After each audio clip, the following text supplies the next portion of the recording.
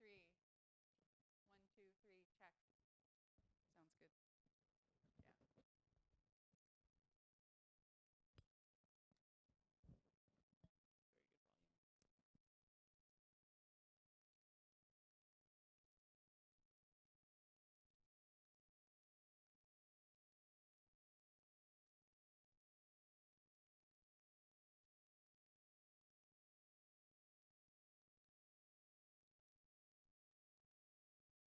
Very good volume.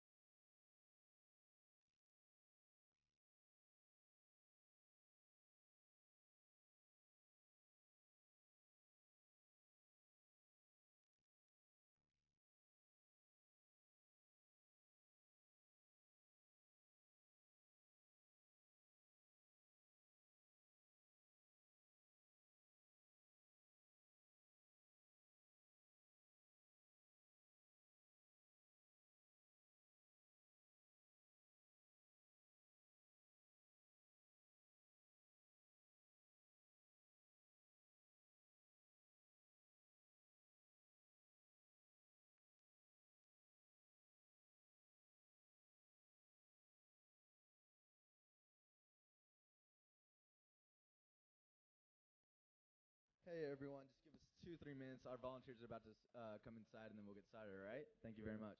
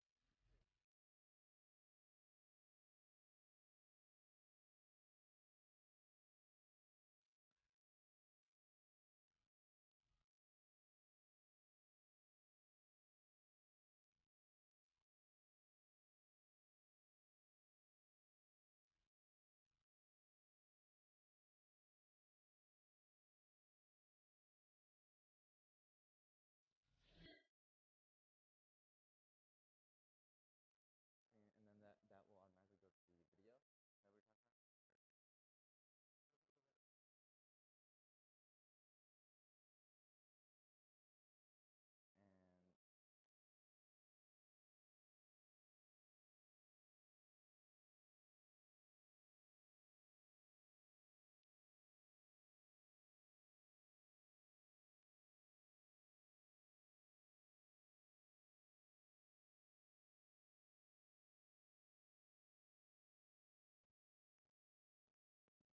And alrighty, guys, how's everyone doing? Awesome. Ladies and gentlemen, I'm honored and humbled to stand before you today to introduce you guys to the first ever TEDx conference hosted at ASU. My name is Amar Tanvir. I'm the founder and executive director of TEDx ASU. Before we begin, a quick video from the TED curator, Chris Anderson, explaining what TEDx is all about. From Kenya to Colombia, from Iraq to Korea, in slums, in schools, in prisons, and in theaters. Every day, people gather at TEDx events around the world to hear the best ideas bubbling up in their communities. Today, you are part of a global conversation about our shared future. So what is this TEDx? TedX is an initiative of the TED Conference, a nonprofit devoted to ideas worth spreading. We grant free licenses to allow TED-like events to spread globally. This event today is based on the TED Conference format and ideals, but is independently organized by your local community. So please make sure to thank the team of volunteers who worked so hard on today's event. It's their ideas, dedication, and time that made it all possible. It's they who booked all the speakers, and the views you'll hear today are, of course, those of those speakers, not necessarily of TED's. But we hope their talks spark an exciting conversation among you. This is a day for curiosity and for skepticism, for openness and for critical thinking, for inspiration and for action. The more you enter into it, the more you'll take out. And now, on with the show.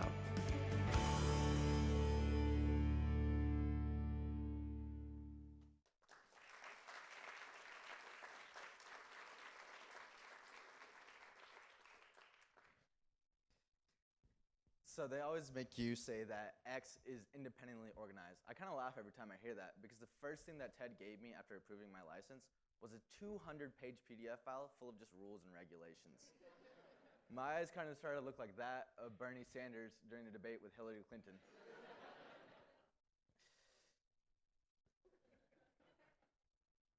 Oops, just getting loud myself. Then I started feeling the pressure.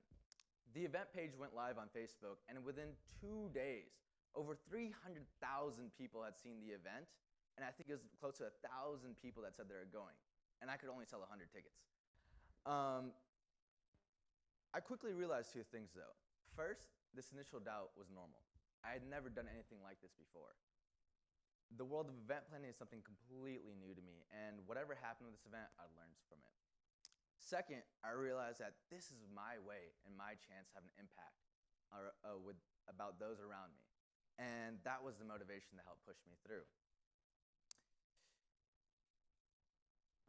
Okay.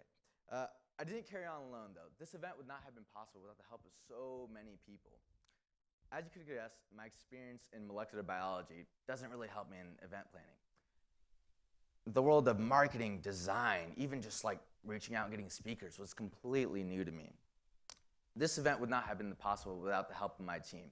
Thank you all so much. They absolutely killed it and are the reasons why you're sitting here today. I'd also like to thank a couple of my sponsors. First and foremost, the Biodesign Institute and Diane Price for all their help and advice. I think I found out Diane's office probably like 2 months ago where it was, and I was there every day, 4 or 5 days a week for the past 2 months, so thank you, Diane, for putting up with me.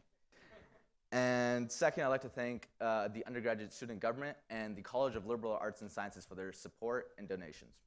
Lastly, I'd like to thank Mary Beth Sublette for all her advice and help. She reached out to me about 5 months ago as a colleague of Dr. Schufeld's and recommended him as a speaker. See, Diane was smart. She never gave me her phone number. Unfortunately for Mary Beth, she did. I think I've called or texted her at least once a day for the past 5 months, so I'm thinking she's pretty looking forward to this event ending. So let's begin. TED, ideas worth spreading. Throughout this event, I'll be asking everyone in the audience a couple of questions. The first being, what is an idea? A simple enough question. What is an idea? Merriam-Webster has a couple of definitions. The first being an idea is a thought, plan, or suggestion on what to do. The second one was an idea is an opinion or belief. Now, both these, they were okay definitions, but they didn't really inspire me. To me, an idea is a mental image or belief. This mental image has been the driving force for some of the most extraordinary events throughout history. Dr. Martin Luther King's I Have a Dream speech is a perfect example of this. His vision that one day, children of all colors could go to the same school. One day, people of all colors could use the same restrooms, could go to the same restaurants. One day, that the color of our skin would not affect how we were viewed by others. That vision motivated millions during the civil rights movements of the 60s.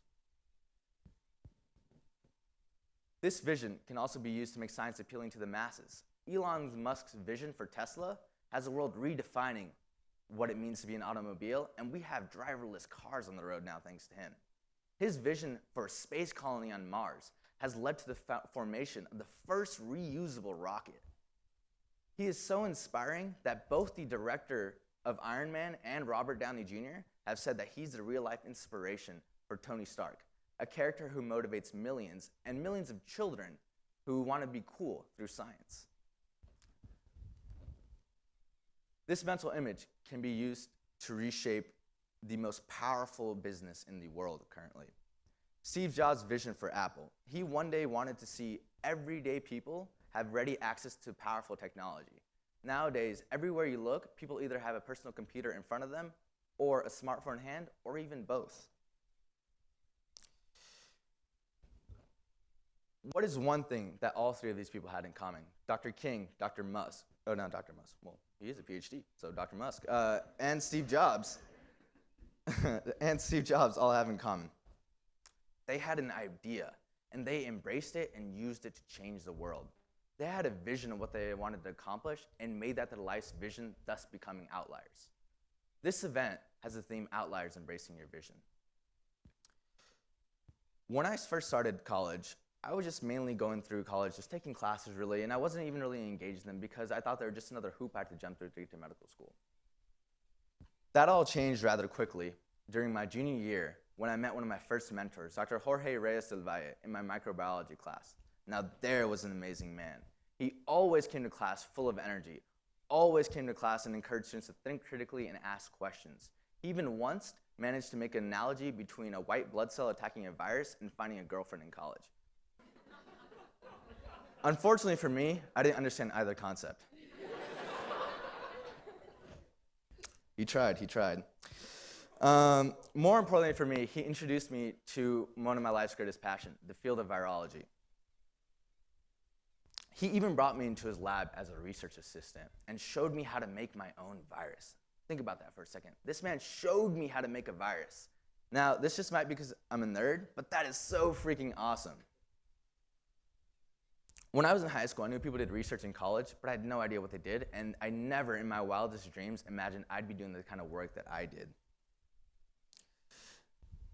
That was the moment I opened my eyes and saw this institution for what it really was, a place where students could make any idea into a reality. That's when college really began for me. I started to get involved in more student organizations. I even started 2 of them myself. I started meeting more people that inspired me to pursue my dreams. Classes started becoming fun, and everything just started to fall into place. Many college students, regardless of where they attend college, undergo a similar change as I did. But I think there's something special to be said about Arizona State University.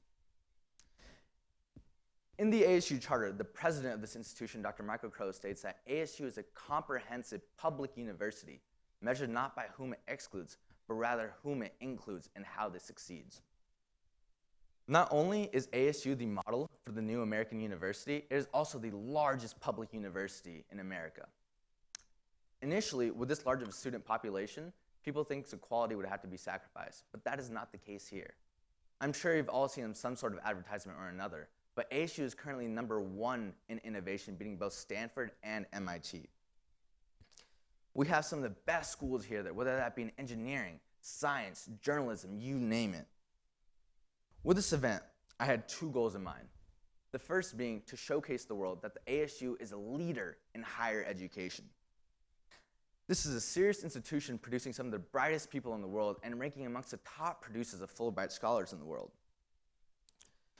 The misconception that Ivy-ranked colleges are the only places grand success can occur needs to change. All the resources, including mentors, financing, facilities, are all available at ASU.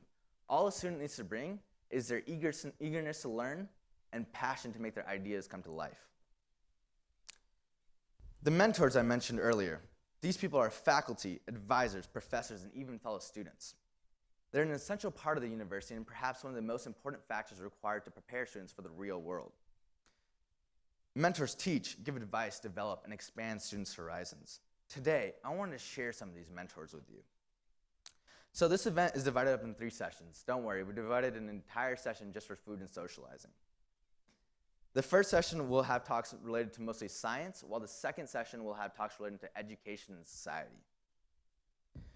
So let's begin with our first speaker. Everyone at multiple points in their life has looked up to the night sky in amazement of how much is really out there. Carl Sagan once put our size in the universe into perspective. We live on a hunk of rock and metal that circles a humdrum star that is one of 400 billion other stars that make up the Milky Way galaxy, which is one of billions of other galaxies which make up the universe, which may be one of a very large number, perhaps an infinite number of other universes. That is a perspective on human life and our culture that is well worth pondering. Most of us are blown away by this and then leave it at that, but not physicists. They're able to take each celestial body and delve into every aspect that makes them function. Our first speaker is a theoretical physicist, Dr. Malik Parikh. Dr. Parikh is an associate professor in the Department of Physics and at the Beyond Center for Fundamental Concepts of Science here at ASU. His research spans numerous aspects of gravitation, including the foundations of Einstein's general theory of relativity, the physics of black holes and their event horizon, and the gravitational aspects of quantum gravity, particularly string theory. His paper on Hawking radiation from black holes has been cited over 1,000 times, and he has received the first award from the Gravity Research Foundation, perhaps a top prize exclusively for gravitational research. Ladies and gentlemen, I'm honored to present Dr. Malik Parikh to the stage with his talk on how to escape from a black hole.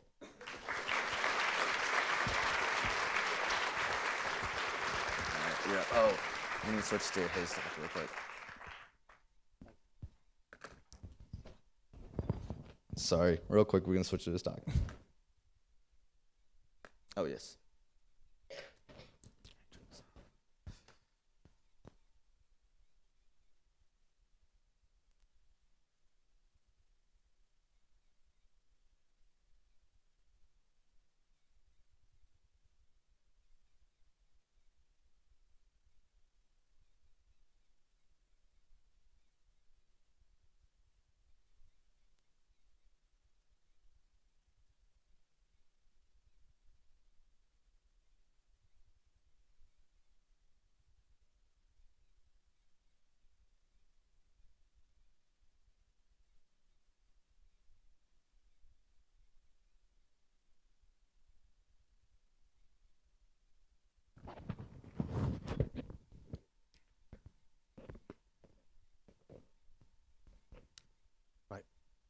When I was about 15 years old, my father took me to discover black holes.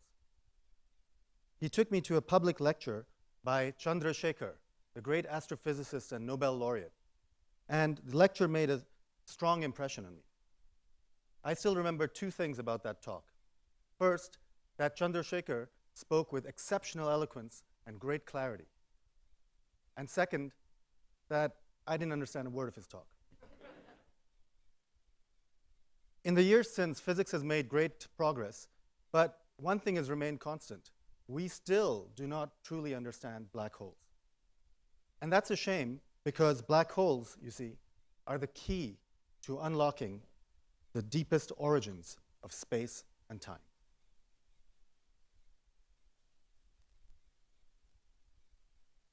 So today I would like to tell you a story.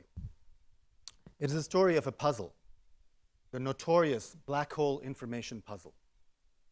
And, well, this puzzle is regarded by many physicists as among the most important theoretical problems in physics, and is a puzzle closely related to the question of how to escape from a black hole.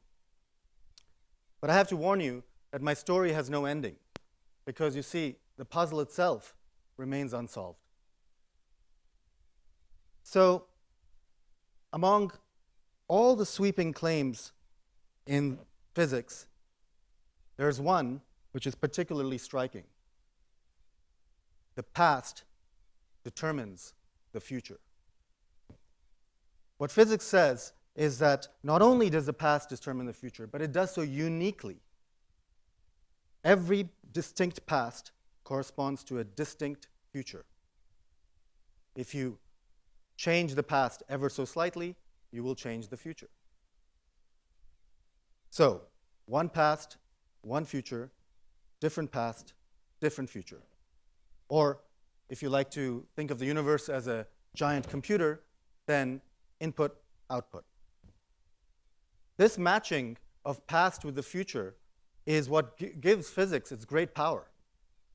Because using observations about, using knowledge of the past, or of the present for that matter, we can make predictions. For example, using observations made today, we can predict with great accuracy the height of the tide at noon tomorrow, or the time of sunrise on New Year's Day in the year 3016, or even the fate of the universe itself. The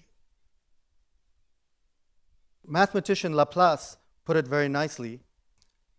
He said, if you knew everything about the present, then nothing would be uncertain, and the future, like the past, would be present before your eyes.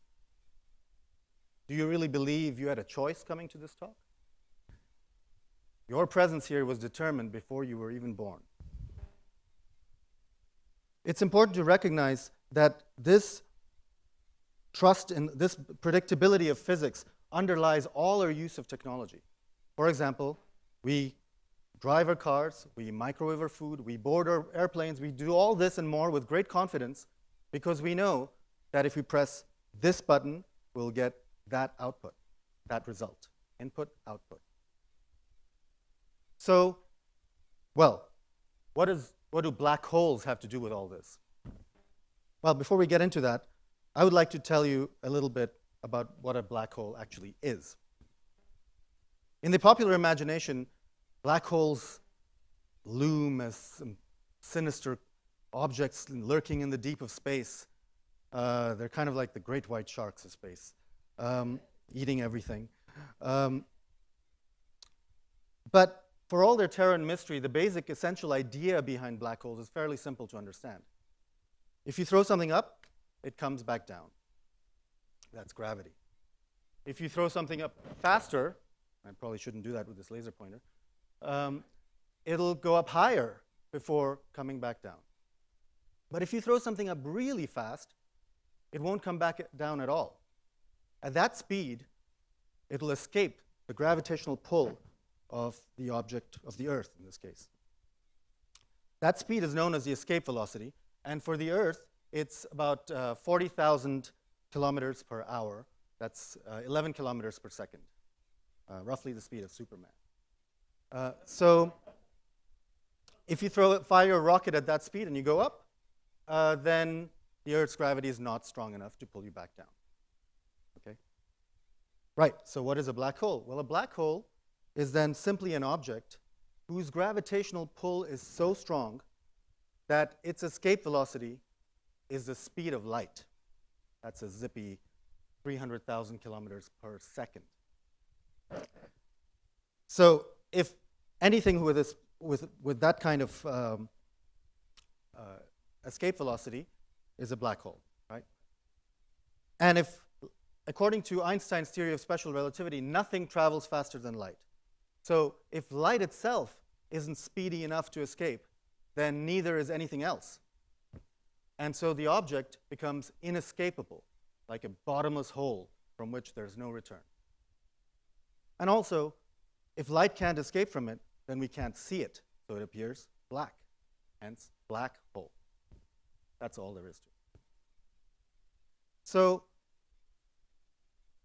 well, if you decide to fall into a black hole, I should say, you can check out any time you like, but you can never leave.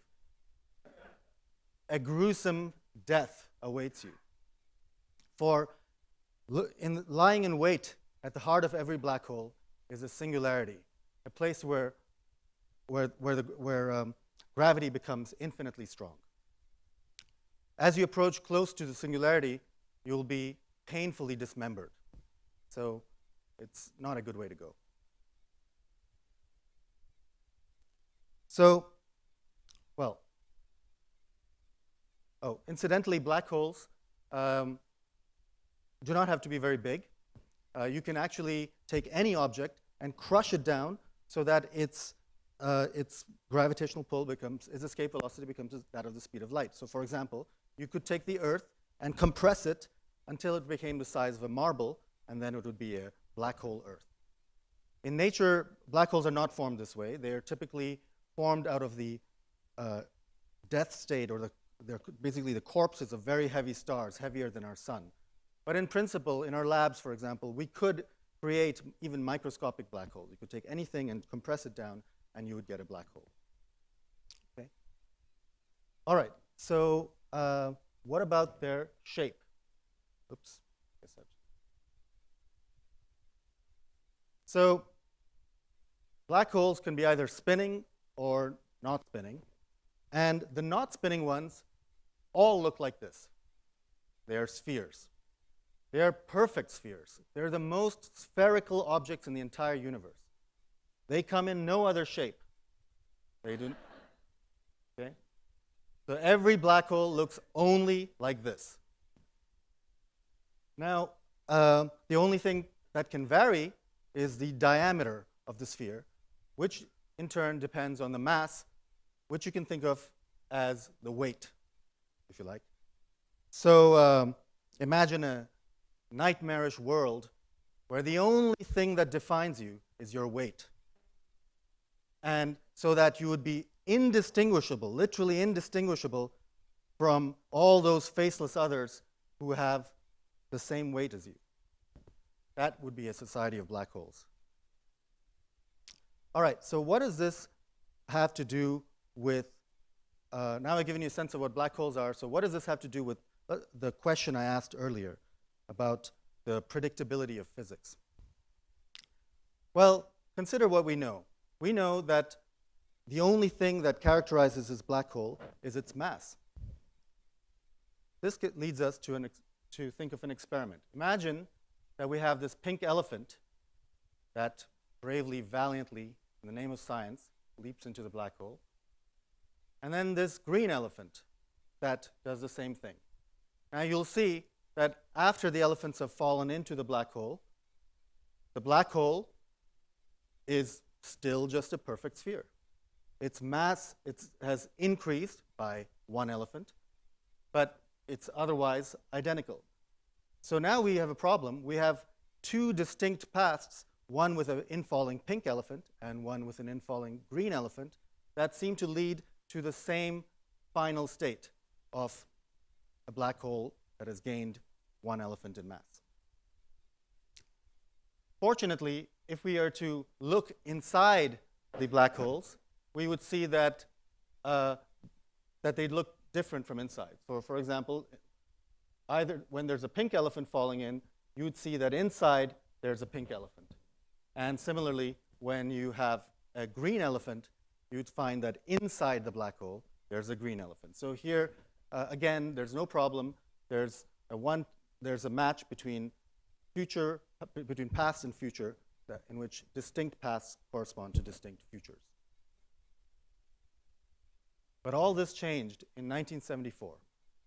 In 1974, Stephen Hawking made a sensational discovery, a discovery that rocked the world of physics to its very foundations.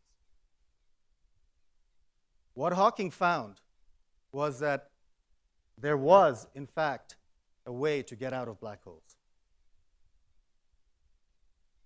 Now, we've already said that nothing can get out of black holes because you'd have to travel faster than the speed of light in order to do so, and nothing can travel faster than light. Hawking had not found a way to travel faster than light. Instead, he exploited the freakish laws of quantum mechanics to predict that black holes would in fact be emitting particles. So let me give you an idea of how quantum mechanics would lead to the disintegration of black holes. So how does that work? Well, there's an old Woody Allen film called Deconstructing Harry, in which there's a character who finds himself out of focus. And not just out of focus on film, but just out of focus, actually out of focus in real life. He's, of course, very concerned about this. What quantum mechanics says is that we are all actually like that. We are all slightly out of focus. We're all a little bit blurry. And in particular, that means that you cannot really say where your position is with complete certainty. There's a little bit of uncertainty, a slight haziness to where you are exactly. So, for example, it's highly likely that you are sitting in your seat. But there is a small chance that you are actually sitting in the adjacent seat. And there's an even smaller chance that you are not in this room at all. And a still more minute probability that right now, at this moment, you are on the moon. That's what quantum mechanics says. Now, that's what permits, so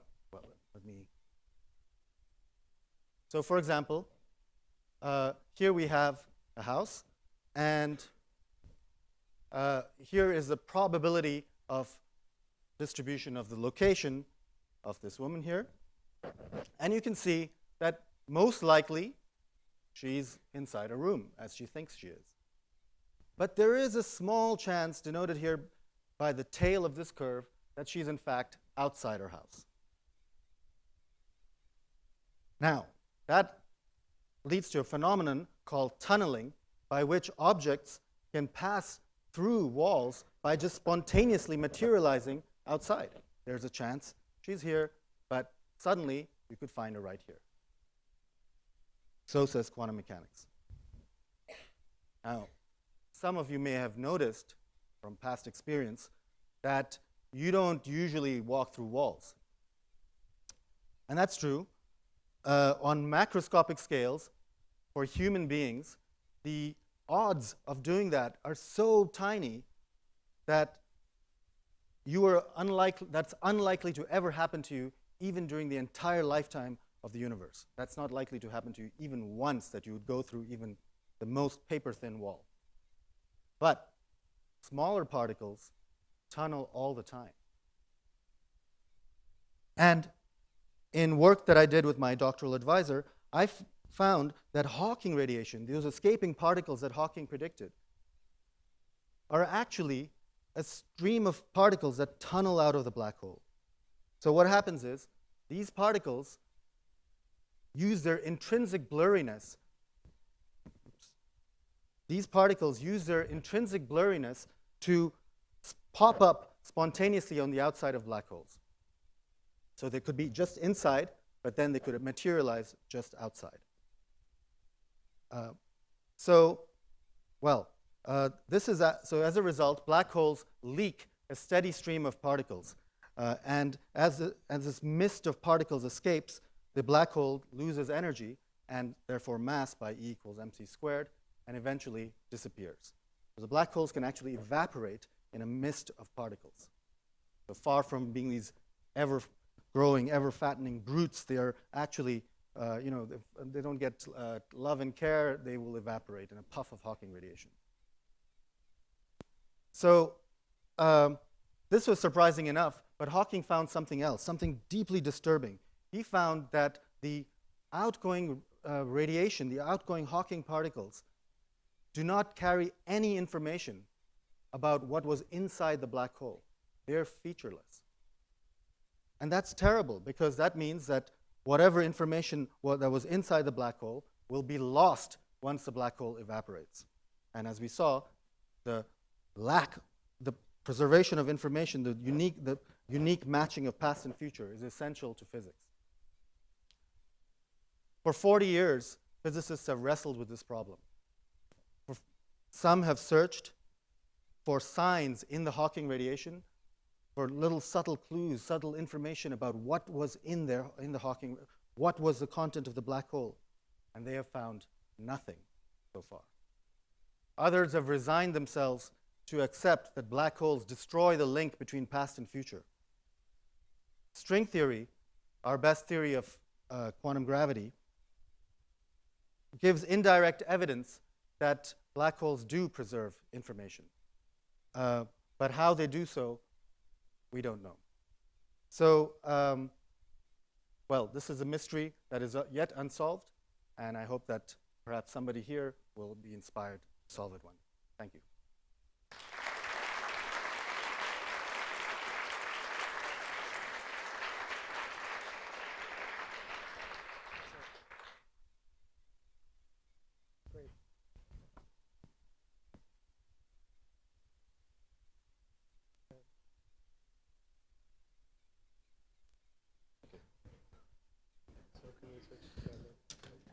sorry.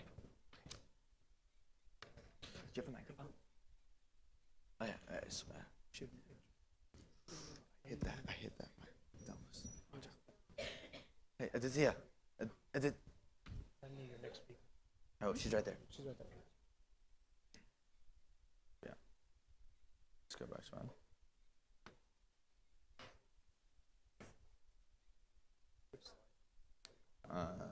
Let's go to that one.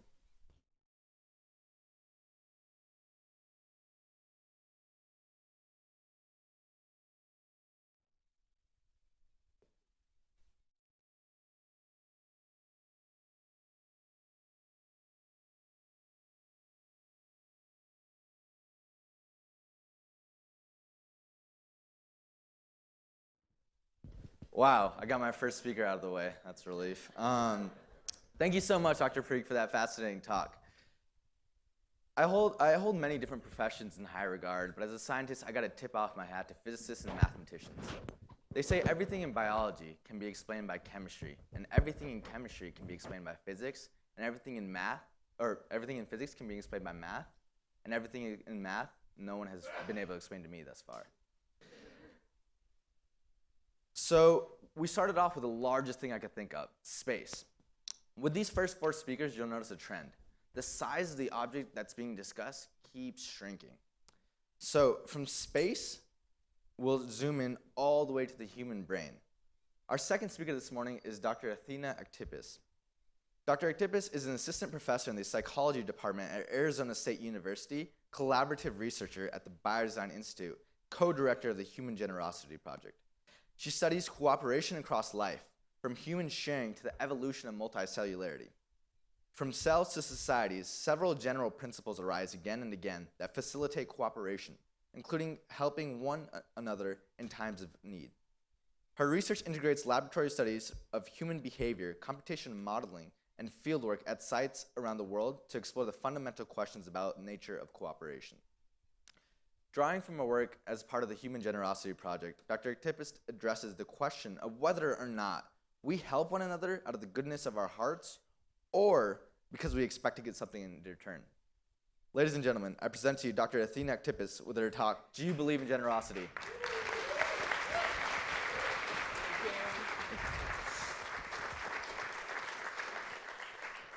Good morning, everybody. Such a pleasure to be here. I'm one of those people who doesn't really like institutions that much, but it is a real pleasure to be here as a part of 2 institutions that I can definitely get behind, TedX and ASU. And what a great team, TedX and ASU, getting ideas out there to people who are interested in learning. So thank you all for having me as a part of this. So I want to start by asking all of you a question. Do you think we are generous? Do you think when we help each other, we're doing it out of the goodness of our hearts? Or do you think when people help each other, they're doing it because they expect to get something in return? Maybe not right away, but they expect that they'll get something back for it. Now, today, I want to try to convince all of you that generosity, that doing things because of the need of others, is actually fundamental to who we are, and that it's also fundamental to what we are, to what we're made of, to the very fabric of our cellular being.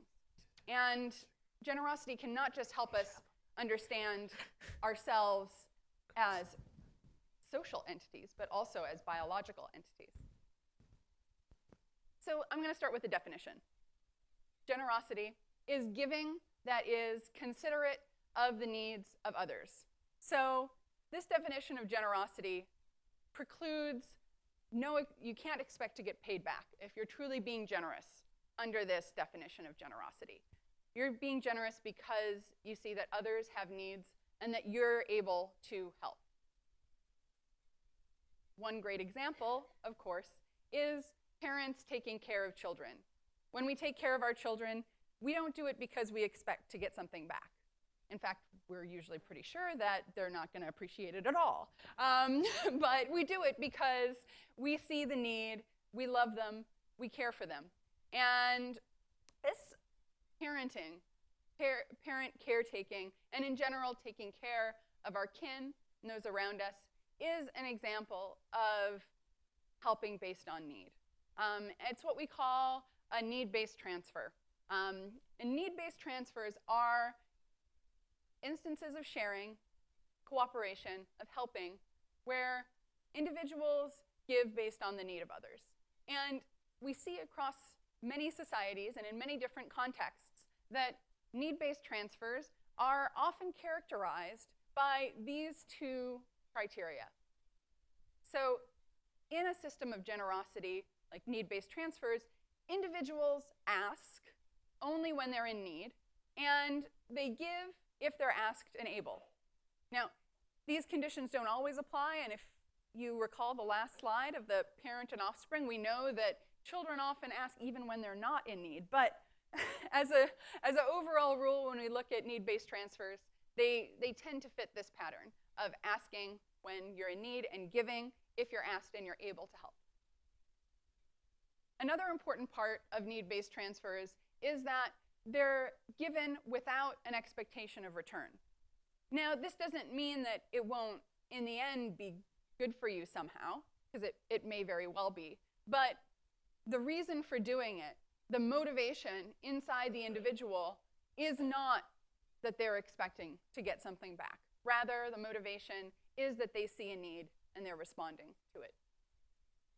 Now, need-based transfers are the centerpiece of the Human Generosity Project. This is a transdisciplinary project that incorporates work at 8 field sites around the world, which you see up here on the map, and also experiments in the lab looking at human behavior, where individuals have opportunities to help each other, and computer modeling to look at what are the conditions where generosity thrives and where generosity can actually potentially outperform approaches to giving where you're expecting to get something back in return. Let's take a deeper look at one of the societies that we're studying as part of the Human Generosity Project. The Maasai of East Africa are pastoralists. They have herds. Being a pastoralist means that you're relying on your livestock for your livelihood and your well-being. And the Maasai have large herds, and they care for them and rely on them for food, for milk, for meat. They're in the Great Rift Valley of East Africa, so they're over here somewhere. And this is what the Great Rift Valley looks like. It's gorgeous, beautiful. It's also very variable. The ecology has many different areas that have different features. So in the mountains, it's often greener. In the valleys, it's drier. And on a year-to-year basis, there's a lot of variation as well, because they have 2 rainy seasons and 2 dry seasons every year. So depending where you are exactly and what time of year it is, you might have enough vegetation for your livestock to be happy and healthy, or you might not. So it's a challenging way to make a living, to keep all of your cattle always well fed. Now, the Maasai are pastoralists, which means that they depend on their livestock, and that's really what being a pastoralist means. So I want to ask all of you guys, now given what you know about the Maasai, we can extend this a little bit more broadly to thinking about being a pastoralist in East Africa, where you have this variability in the Great Rift Valley in terms of space and time in the availability of resources. So do you think you could survive in East Africa as a pastoralist? Could you survive those challenges? So I want you to all imagine that you have just been asked to participate in a brand new reality show called Pastoral and Prepared. And as part of this reality show, you will be landed down in the Great Rift Valley and given 70 cows to start with. Now, you need to stay over 64 cows to support your family and to survive. So our new survivalist approach is pastoral. Now, you need to keep your cows safe and healthy. Make sure they have water. Make sure they have enough vegetation to eat so that they can all survive. And you have to deal with risks because of the uncertainties of this environment. There may be a drought. Your cattle or other livestock may get a disease. And there's also a problem of theft. So someone from a neighboring group may come and steal some of your cattle at night. So you'll have to construct enclosures to keep your cattle protected at night. You'll have to engage in animal care to keep them free of disease. And you'll have to make some wise decisions about where you take your animals so that they can be hydrated and well fed. Now, you have a partner also. This partner is also given 70 cows. So you and your partner are both facing these same challenges. You've both been put down in East Africa. Now, how will you and your partner survive? What skills do you need? What strategy will you take? Now, first of all, I would suggest that you and your partner don't stay together. Now, why is that? Well, if you stay together, then if you're both in an area that on that particular month has bad rainfall, then you both won't survive and you won't be able to ask each other for any help. So first thing you should do, split up a little bit. Now, next, what skills do you need? How can you survive well in this environment? So a couple things, couple basic skills could help you out. Being a decent herder, being able to keep the animals together, move them along to greener pastures. Milking, that would be good. That would help you to get the milk from the cows that you need for yourself and your family. Fire building, being able to protect yourself from wild animals and potentially from other humans if there's raiders. Now, all of those things together would give you a pastoralist survival rating, or PSR, that was still, in the sort of low intermediate category. If you really want to enhance your PSR, you're going to need to have some better strategies for dealing with the risks and uncertainties of that ecology. And then you can move up a little bit your PSR. So what would you use? Well, if you were Maasai, if you knew what the Maasai were doing, you'd see that they use something called osotwa to deal with these risks. What is osotwa? Osotwa is a central, important part of Maasai culture. It's a cultural institution. It's also quasi-religious for them. And osotwa is basically a norm of need-based transfers. Individuals who follow osotwa ask for help from their partner only if they're in need, and they give if they're asked and able. So if a Maasai herder drops below the number of cows he needs to support his family, he can ask a neighbor, an osotwa partner, for enough cows to stay at that level that he needs to survive and for his family to survive. And on the other hand, if you're asked and you have enough cows to help, then you give. So this is how the Maasai solve this problem of managing the risks and uncertainties of the environment. Now, if we look at what the word osotwa means, it actually is the same word as umbilical cord. So the way that the Maasai conceptualize the osotwa relationship is of a relationship of giving based on need. And it echoes this idea of parents taking care of their children simply because they care for their well-being. Also, osotwa explicitly is not about getting a return. The Maasai have a separate system of debt and credit, so they will make loans to each other and expect to get returned. But any requests that are made within the osotwa framework, it's not expected that those gifts will be paid back. Now, osotwa is just one example of a need-based transfer strategy that we see across societies. as our work in the Human Generosity Project is progressing, we're discovering that many societies around the world have norms of need-based transfers. The Maasai have Osotwa, and many of the other societies that we're studying have similar systems where individuals will ask only if they're in need, and they'll give if they're asked and able.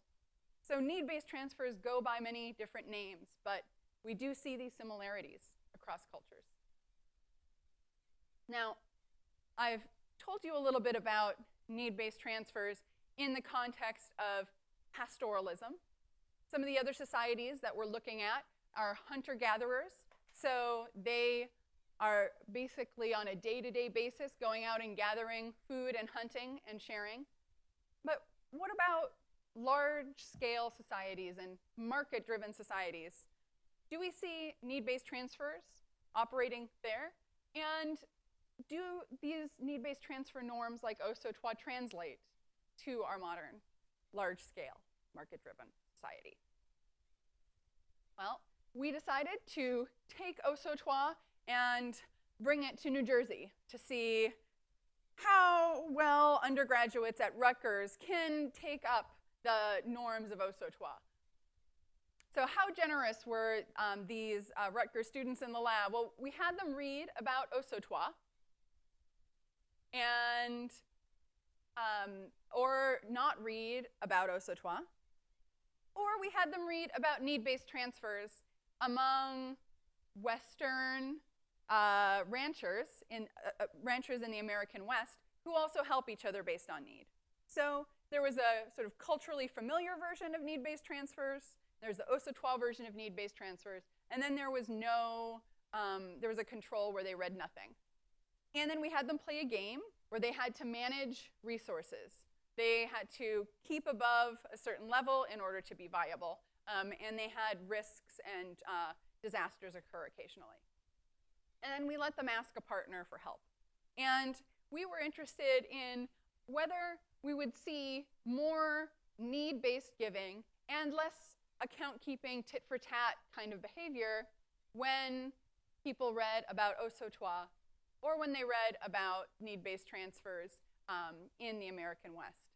And what we found was that both the Osotwa condition and the rancher need-based transfer condition led to more overall giving, larger requests being made, unconditional giving and unconditional asking, meaning that individuals were asking for help 2, 3, 4 times in a row, or giving help several times in a row without getting paid back in between. We also saw less matching of the amounts that individuals gave and received overall. So what this tells us is basically a little bit of Osotwa goes a long way to making people need-based transfer. Now you might be wondering, well, why be generous?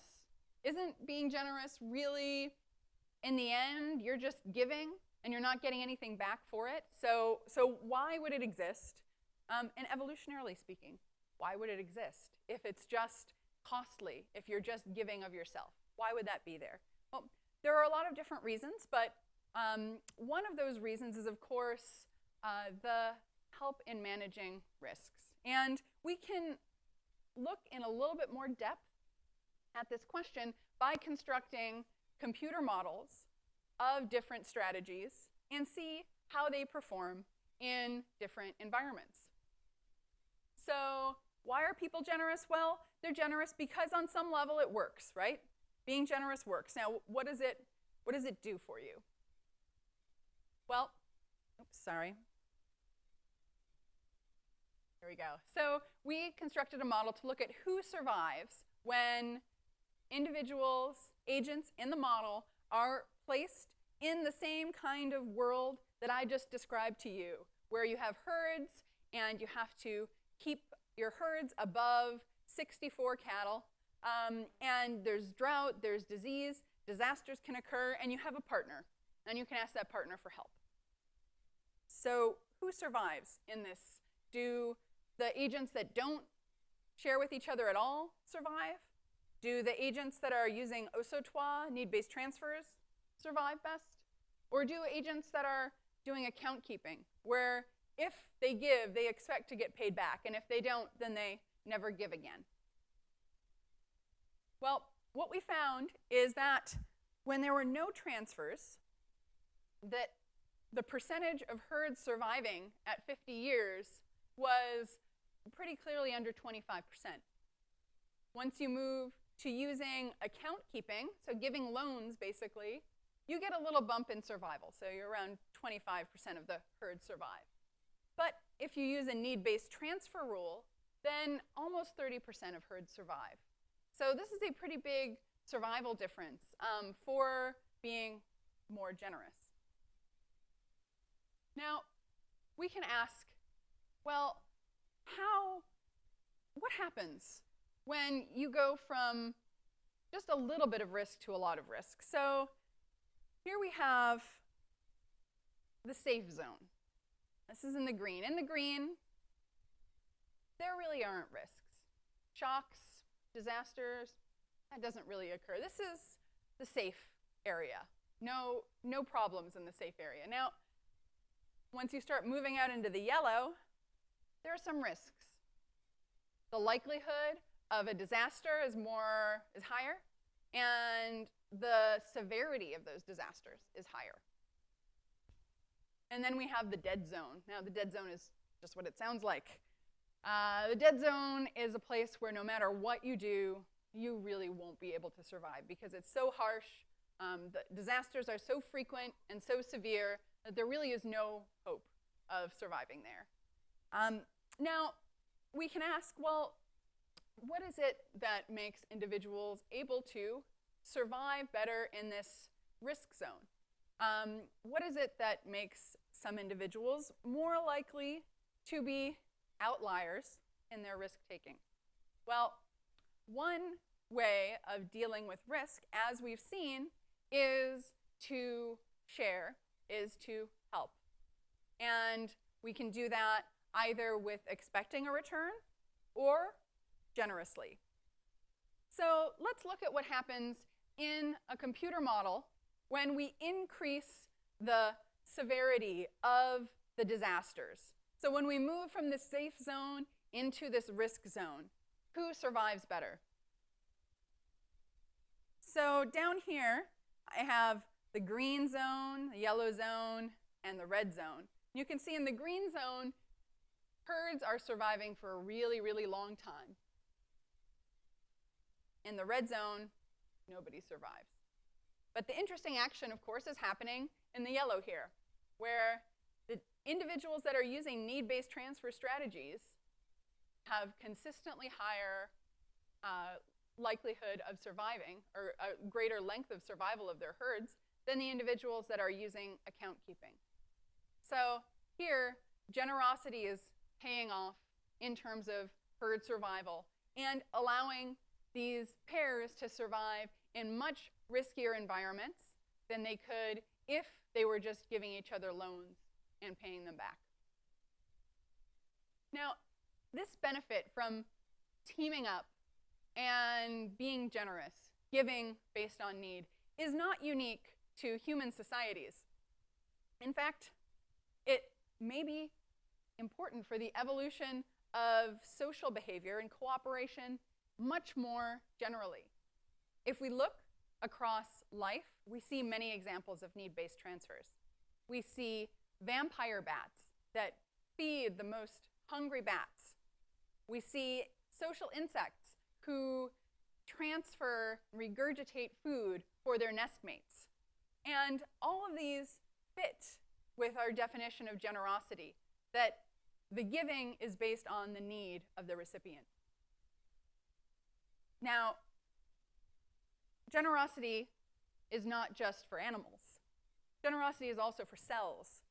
So the evolution of multicellularity is partly a transition from cells that were going it alone, sort of every cell for himself, to cells that clustered and formed groups where they cooperated in order to get benefits at that higher level of the group.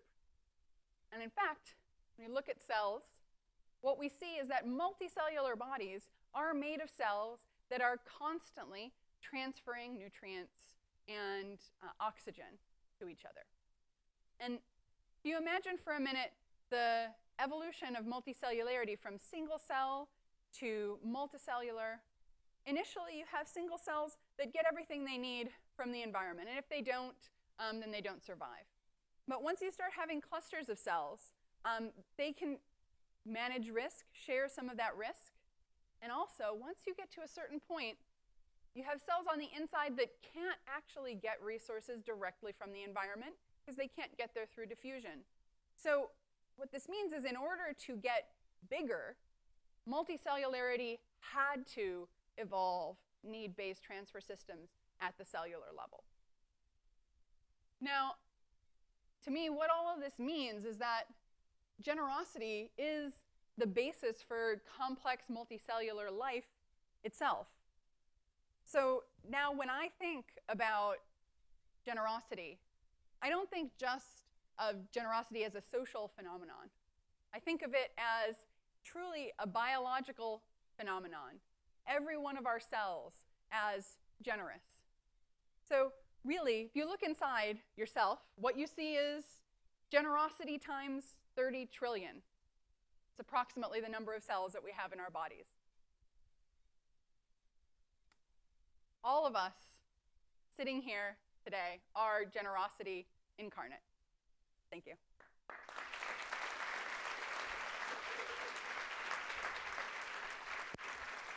Thank you.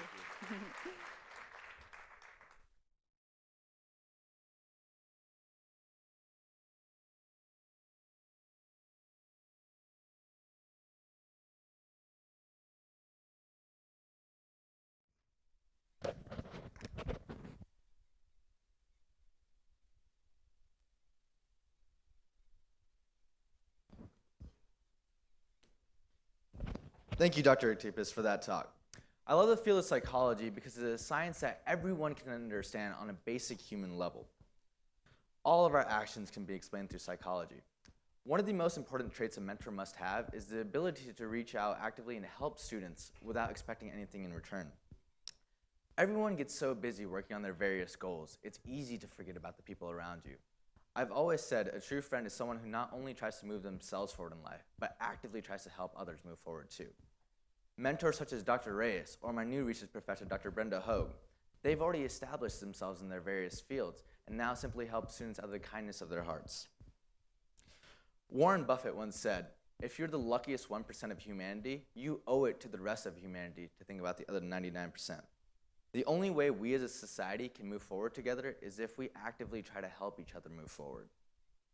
That is one of the reasons why I love ASU so much. It doesn't matter where you're from or what kind of upbringing you have. If you have the passion to learn, you'll be given the same equal opportunity to learn and do whatever you want to do in this life.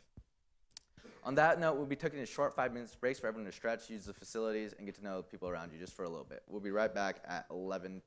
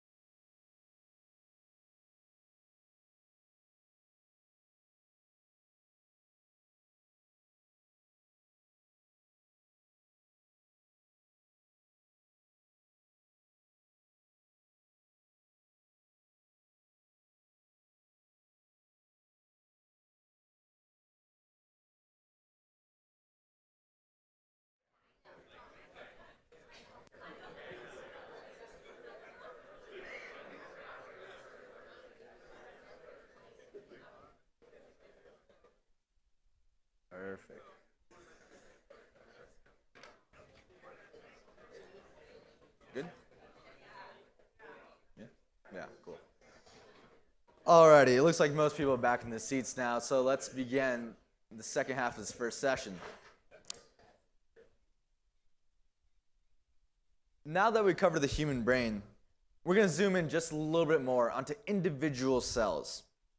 With that, I would like to introduce to you our third speaker, Dr. Carlo Maili. Dr. Maili is an associate professor at ASU, works in the Cancer and Evolution Lab at the Biodesign Institute. He applies tools from evolutionary biology and ecology to tumors in order to understand and prevent the evolution of malignancy and therapeutic resistance. While interested in all cancers, Dr. Maili currently works on Barrett's esophagus, acute myeloid leukemia, lung cancer, and breast cancer.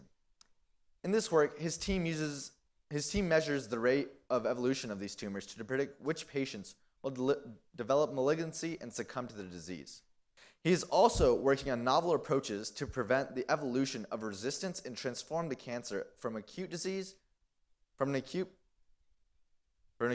a chronic non-lethal disease. His team is working on comparative oncology to discover how large, long-lived animals such as whales and elephants are able to prevent cancer much more effectively than humans. Dr. Maili will be shedding a light on an interesting phenomenon known as Peto's paradox. This describes a phenomenon that even though larger animals have more cells than smaller animals, they have lower rates of cancer. Ladies and gentlemen, I present to you Dr. Carlo Maili with his talk, How Nature Has Already Beat Cancer.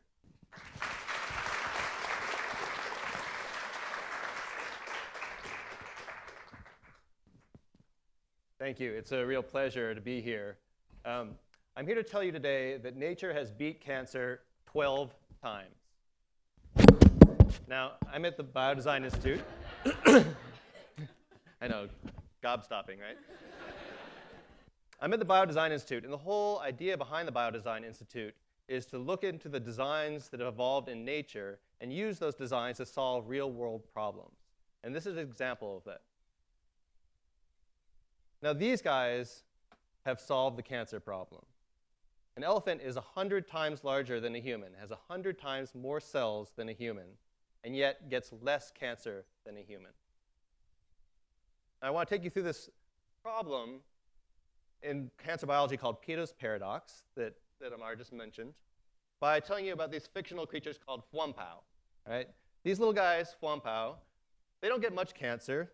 This one right here has got one cell that's about to become cancerous, so 1 out of 5 approximately. And it's important to understand that cancer starts in a single cell.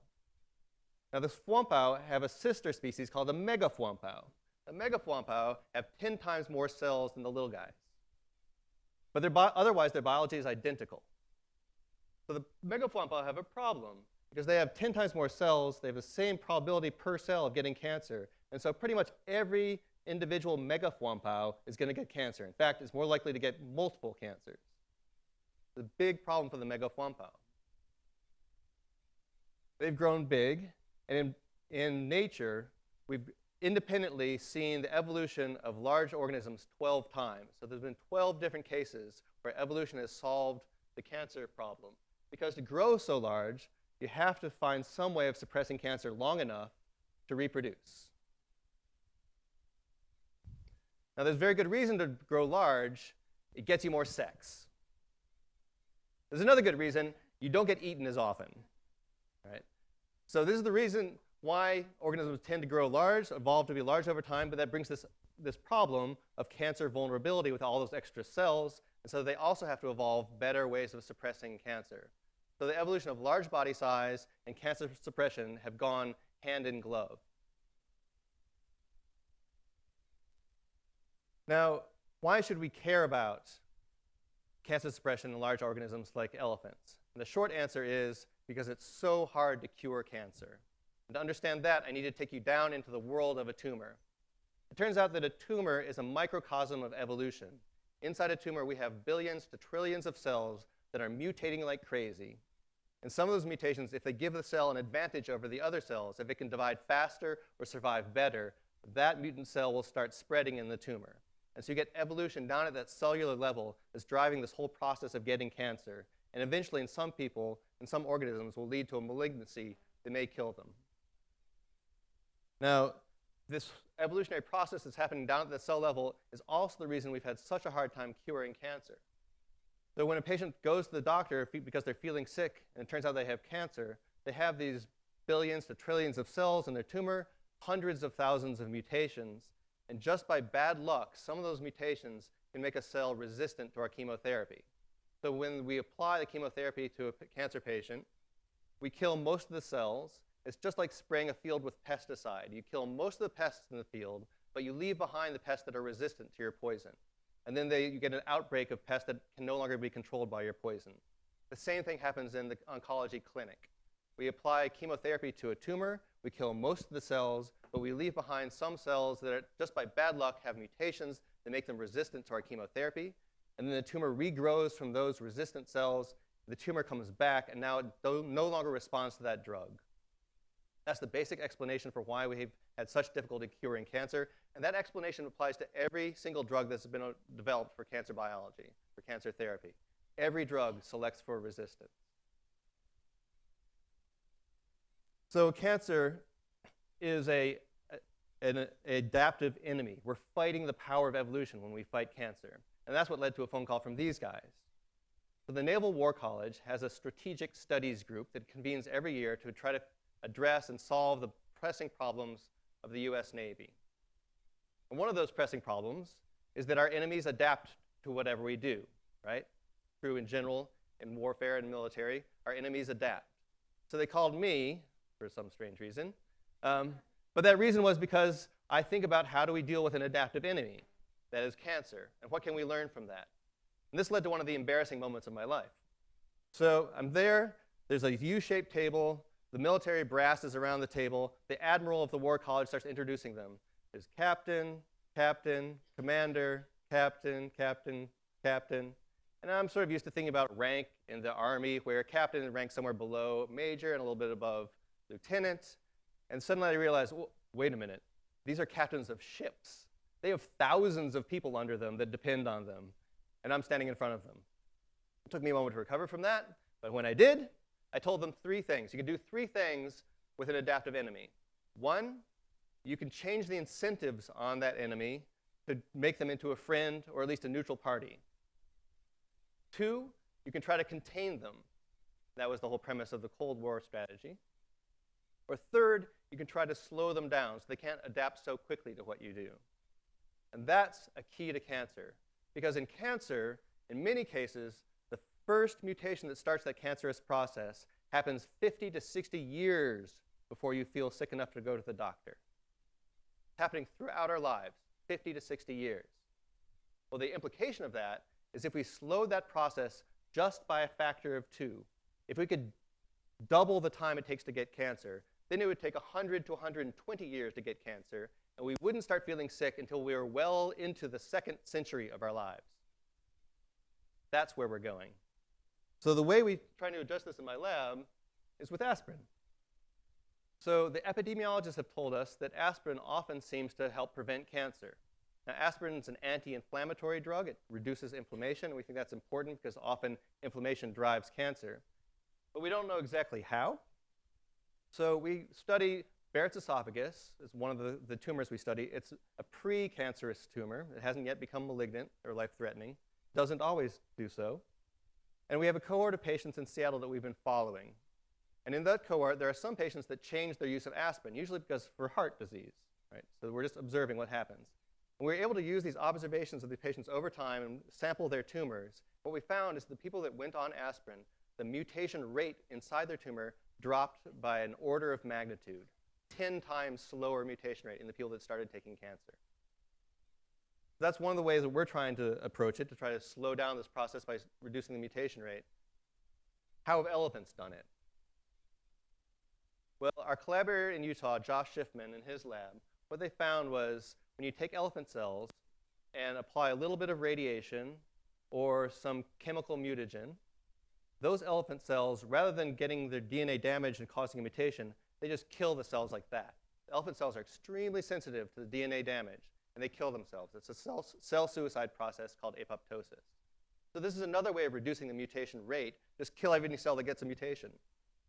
Now, a human cell won't kill itself so easily. It requires more radiation.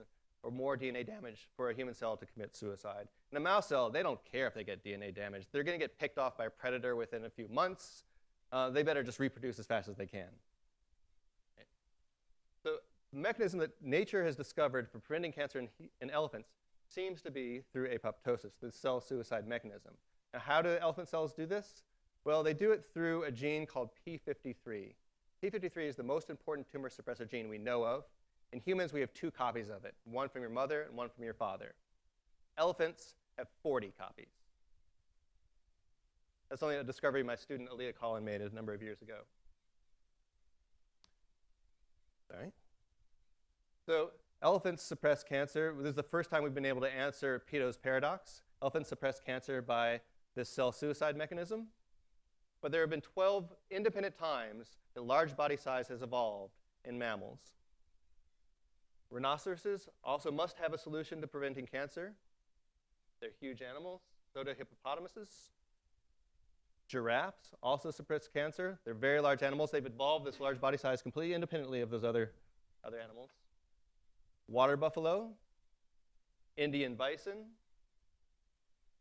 Shire horses, polar bears, manatees have also grown large independently. They must have a solution to cancer suppression. So have elephant seals, so have walruses, and so have whales. Now, it might be the case that nature rediscovered the same mechanism every time, but that's not true, at least in whales. We're currently studying whales in my lab. We're sequencing the genome and analyzing it. And I can tell you already, whales do not have extra copies of P53. They've only got 2, one from their mother, one from their father. So there's some new solution we haven't yet discovered to preventing cancer. And what's exciting for me about this is that the solutions for preventing cancer are out there. They're down the street in the local zoo. They're across the world and all the other zoos of the world, and they're in the wild. All right. Now, I know what you're thinking. What about dinosaurs? And you're absolutely right. Nature discovered a way of suppressing cancer in dinosaurs probably multiple times. They're a lot harder to study than elephants. Nevertheless, my lab is starting to work on the dinosaurs as well. So the idea from biodesign is to take these solutions from nature, take these ways that nature has discovered, viable, fertile organisms that can suppress cancer, and translate that into humans. And the whole idea here then is to use those ideas from nature to help us humans have longer, healthier lives. Thank you.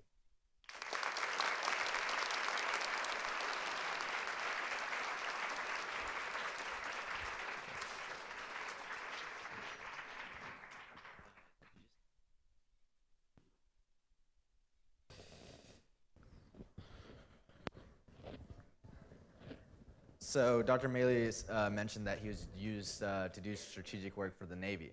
Did you guys see how he lured you in with the cute pictures of elephants? Well done. We wish you the best of luck on your research, as cancer is a disease without bias. So besides being the next Bill Nye of my generation, I want to be a virologist. It's true. Our fourth and last speaker is Dr. Bertram Jacobs, and trust me when I say he's a world-renowned virologist, this guy's actually the man. Dr. Bertram Jacobs is a professor of virology in the School of Life Sciences and the Biodesign Institute at Arizona State University. The main interest of Dr. Jacobs' lab is poxvirus host interaction. His lab particularly focused on the evasion of immune system defenses by poxviruses. Through his research, he has improved vaccine vectors for diseases such as HIV, as well as viruses to potentially treat cancer. Dr. Jacobs was awarded the Governor's Innovator of the Year Award in academia for his lab work in vaccine development. Throughout the course of history, when most people think of viruses, they automatically think of an infectious agent whose sole purpose it is to kill you in life, which most of the time is true, but there are other benefits. There has been very little public insight into the potential benefits of viruses offer society in terms of medicine. Dr. Jacobs will be dispelling this notion that viruses are only bad and will shed some light on how they can become our greatest tools in medicine. It is my honor to present to you Dr. Bertram Jacobs giving his talk, Viruses, Infectious Medicine.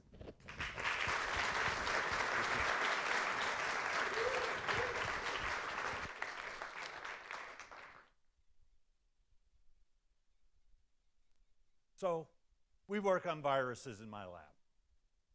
Now, when I say that at parties, people usually take a step or two back. And I think the people in the front row now wish they were probably sitting in the back row as well. But I'm here to tell you that I think viruses are getting a bad rap. That we have examples of where we have used viruses to help humanity. And I think we have a bright future where we can actually use them in ways that we are only starting to think about. And I think also, I'll end with the idea that naturally viruses are part of this web of life that we are part of, and they have an important place in that web of life. So we as humans have actually been using viruses for our own good for at least 1,000 years.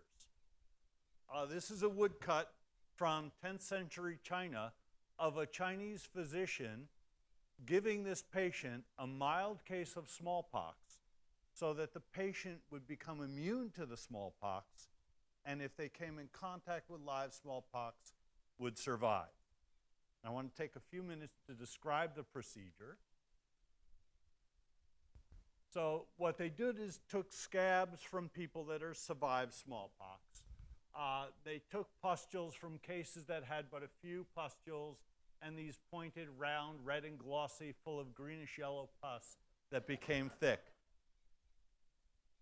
Really smart.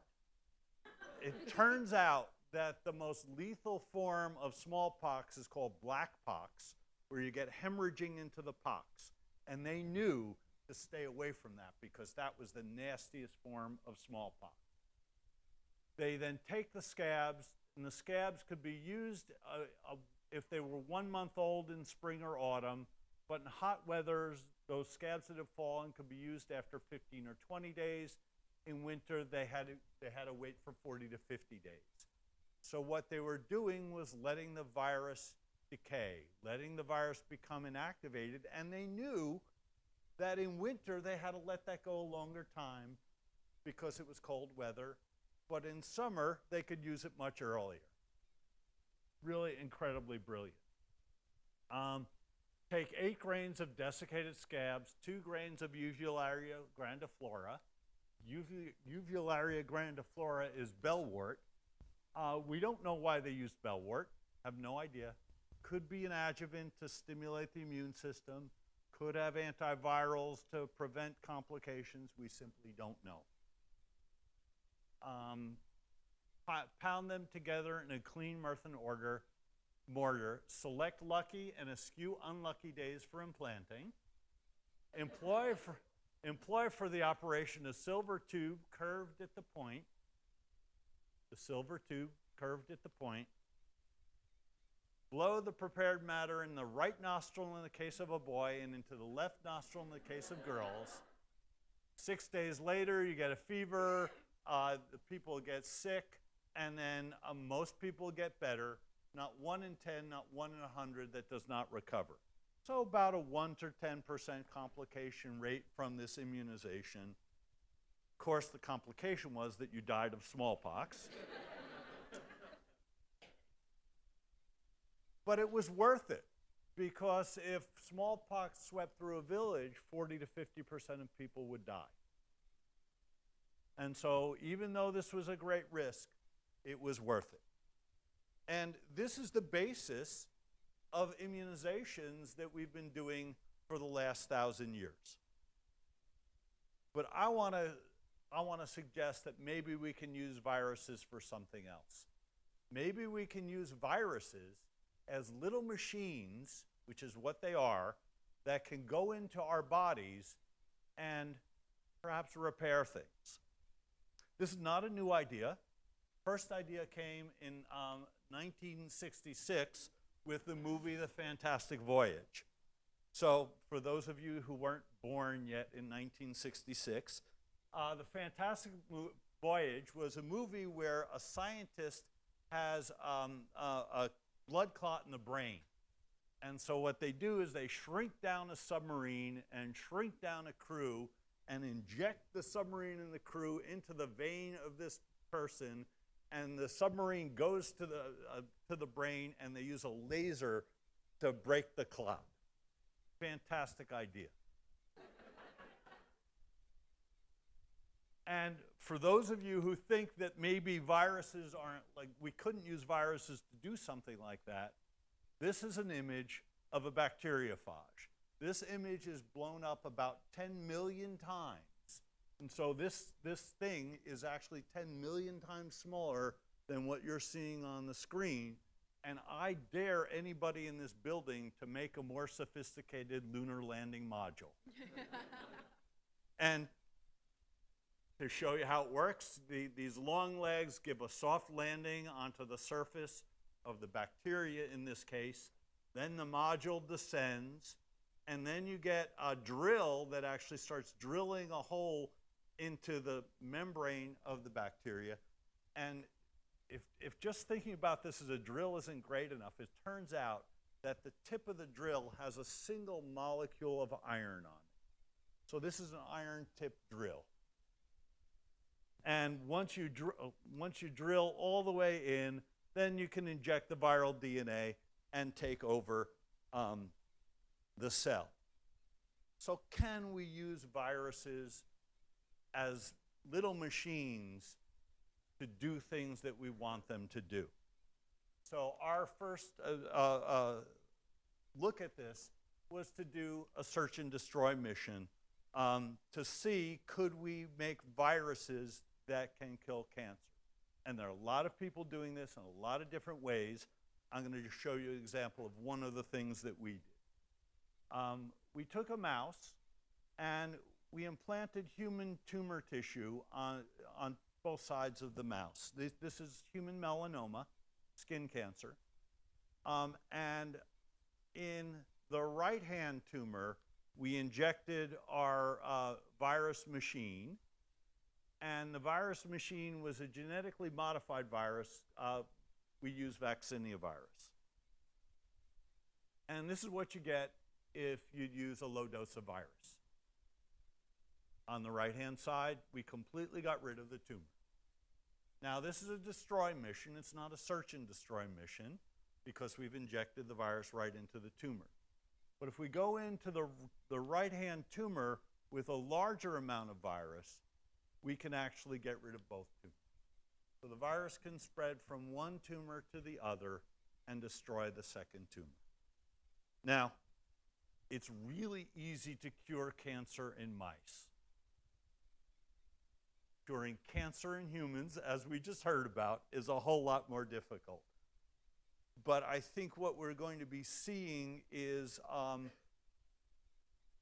use of technologies like this in the future as part of the arsenal for dealing with cancer. And in fact, technologies like this are currently in testing in humans, and they look promising. The work we've done is with a genetically modified virus. We took out part of a gene to inactivate the virus and give it properties that we wanted. The original oncolytic virus, these are called oncolytic viruses. The original oncolytic virus was a virus called reovirus, discovered by Pat Lee about 15 years ago. Virtually everybody in this room has been infected with reovirus. It's a virus that is not conclusively known to cause any significant disease in humans, but it's believed that reoviruses cause subclinical infections in the majority of people, as most people are seen to have antibodies to all three serotypes of reovirus. So we've all been infected with a virus that can preferentially replicate in and kill cancer cells. And so is this part of a symbiotic relationship that we're having with our viruses so that they actually provide the generosity to help us fight our tumors? So what I've tried to do today is give you a couple of examples of how viruses can be harnessed for the good of humanity. and perhaps one example of a natural service they may provide to us. And as we learn more about our place in this complex of web of life, I'm convinced we'll see more of this. And I think we'll also see more opportunities to be able to manipulate viruses for the good of humanity. I also hope that we don't think just of the good of humanity as we do this, because we are part of this very complex web of life. And so really, I'm hoping that as we learn more about this, we can use these little machines perhaps to undo some of the damage that we as humans are doing to this web of life. Thank you.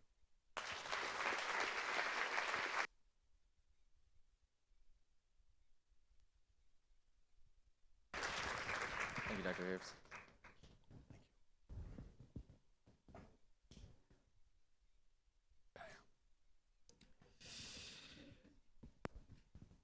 Thank you, Dr. Jacobs. One of the many reasons why I like Bill Nye the Science Guy so much, and organizations such as TED, is that they're servants to the general public. So many scientists think their work is beyond the understanding of the general public, and they don't even try to attempt to explain it to everyone.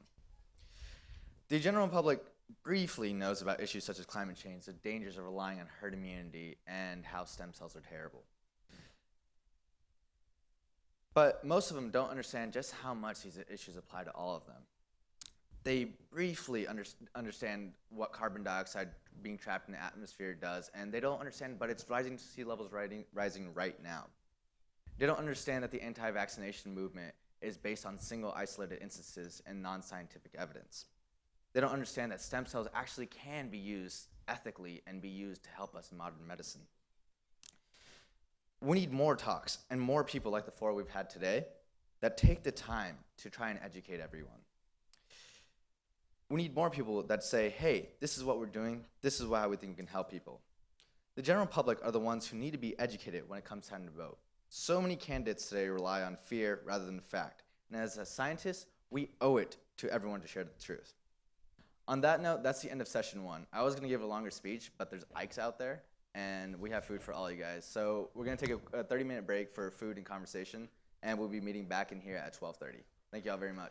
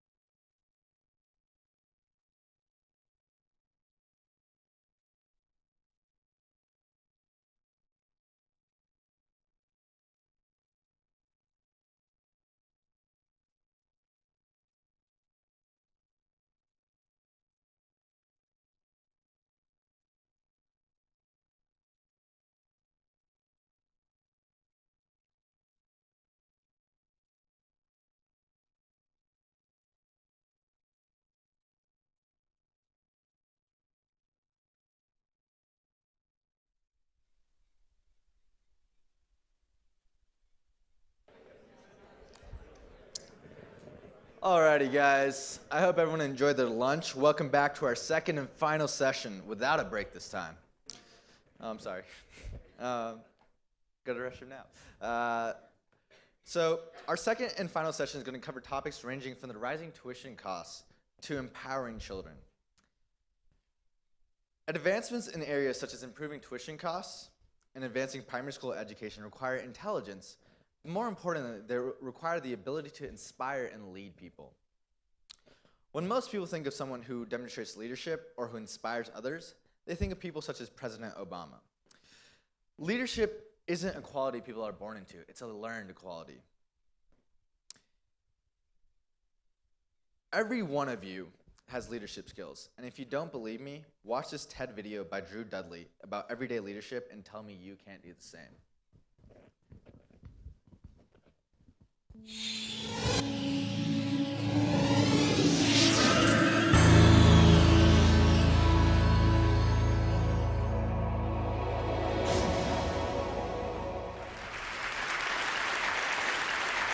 How many of you are completely comfortable with calling yourselves a leader? See, I've asked that question all the way across the country, and everywhere I ask it, no matter where, there's always a huge portion of the audience that won't put up their hand. And I've come to realize that we have made leadership into something bigger than us. We made it into something beyond us. We made it about changing the world. And we've taken this title of leader and we treat it as if it's something that one day we're going to deserve. But to give it to ourselves right now means a level of arrogance or cockiness that we're not comfortable with. And I worry sometimes that we spend so much time celebrating amazing things that hardly anybody can do that we've convinced ourselves that those are the only things we're celebrating. And we start to devalue the things that we can do every day. And we start to take moments where we truly are a leader and we don't let ourselves take credit for it and we don't let ourselves feel good about it. And I've been lucky enough over the last 10 years to work with some amazing people who have helped me redefine leadership in a way that I think has made me happier. And with my short time today, I just want to share with you the one story that is probably most responsible for that redefinition. I went to a school on a little school called Mount Allison University in Sackville, New Brunswick. And on my last day there, a girl came up to me and she said, "I remember the first time that I met you." And then she told me a story that happened 4 years earlier. She said, "On my day before I started university, I was in the hotel room with my mom and my dad, and I was so scared and so convinced that I couldn't do this, that I wasn't ready for university, that I just burst into tears. And my mom and my dad were amazing. They were like, 'Look, we know you're scared, but let's just go tomorrow. Let's go to the first day. And if at any point you feel as if you can't do this, that's fine. Just tell us, we will take you home. We love you no matter what.'" And she said, so I went the next day and I was standing in line getting ready for registration, and I looked around and I just knew I couldn't do it. I knew I wasn't ready. I knew I had to quit.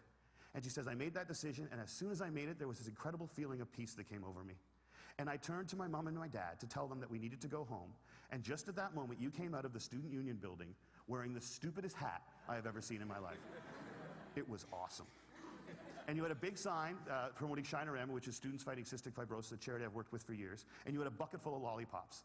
And you were walking along and you were handing the lollipops out to people in line and talking about Shinorama. And all of a sudden, you got to me and you just stopped and you stared. It was creepy. This girl right here knows exactly what I'm talking about. And then you looked at the guy next to me and you smiled and you reached in your bucket, you pulled out a lollipop and you held it out to him. And you said, you need to give a lollipop to the beautiful woman standing next to you. And she said, I have never seen anyone get more embarrassed faster in my life. He turned beet red and he wouldn't even look at me. He just kind of held the lollipop out like this. And I felt so bad for this dude that I took the lollipop. And as soon as I did, you got this incredibly severe look on your face and you looked at my mom and my dad and you said, look at that, look at that. First day away from home and already she's taking candy from a stranger. And she said everybody lost it. 20 feet in every direction, everyone started to howl. And I know this is cheesy and I don't know why I'm telling you this, but in that moment when everyone was laughing, I knew that I shouldn't quit. I knew that I was where I was supposed to be and I knew that I was home. And I haven't spoken to you once in the 4 years since that day, but I heard that you were leaving. And I had to come up and tell you that you've been an incredibly important person in my life, and I'm gonna miss you. Good luck. And she walks away, and I'm flattened. And she gets about 6 feet away, she turns around and smiles and goes, you should probably know this too. I'm still dating that guy 4 years later. A year and a half after I moved to Toronto, I got an invitation to their wedding. Here's the kicker, I don't remember that. I have no recollection of that moment, and I've searched my memory banks because that is funny, and I should remember doing it, and I don't remember it. And that was such an eye-opening, transformative moment for me to think that maybe the biggest impact I'd ever had on anyone's life, a moment that had a woman walk up to a stranger 4 years later and say, you've been an incredibly important person in my life, was a moment that I didn't even remember. How many of you guys have a lollipop moment, a moment where someone said something or did something that you feel fundamentally made your life better? All right. How many of you have told that person they did it?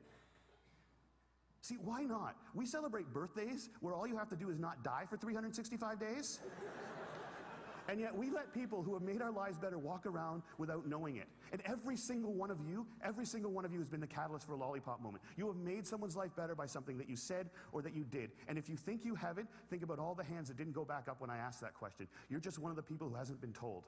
But it is so scary to think of ourselves as that powerful. It can be frightening to think that we can matter that much to other people. Because as long as we make leadership something bigger than us, as long as we keep leadership something beyond us, as long as we make it about changing the world, we give ourselves an excuse not to expect it every day from ourselves and from each other.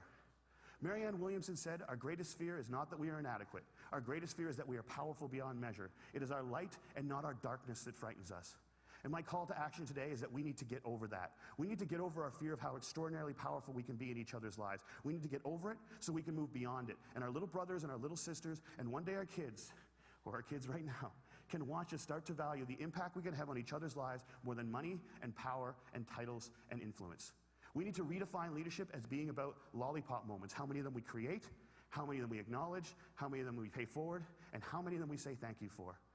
Because we've made leadership about changing the world, and there is no world. There's only 6 billion understandings of it. And if you change one person's understanding of it, one person's understanding of what they're capable of, one person's understanding of how much people care about them, one person's understanding of how powerful an agent for change they can be in this world, you've changed the whole thing. And if we can understand leadership like that, I think if we can redefine leadership like that, I think we can change everything. And it's a simple idea, but I don't think it's a small one. And I want to thank you all so much for letting me share it with you today.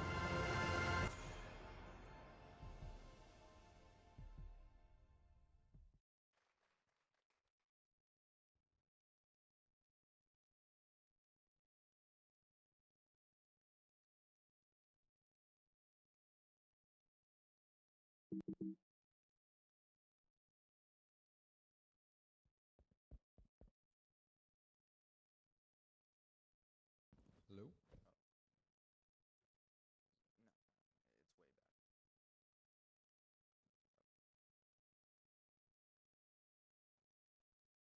it's way back. Give us just a second, guys.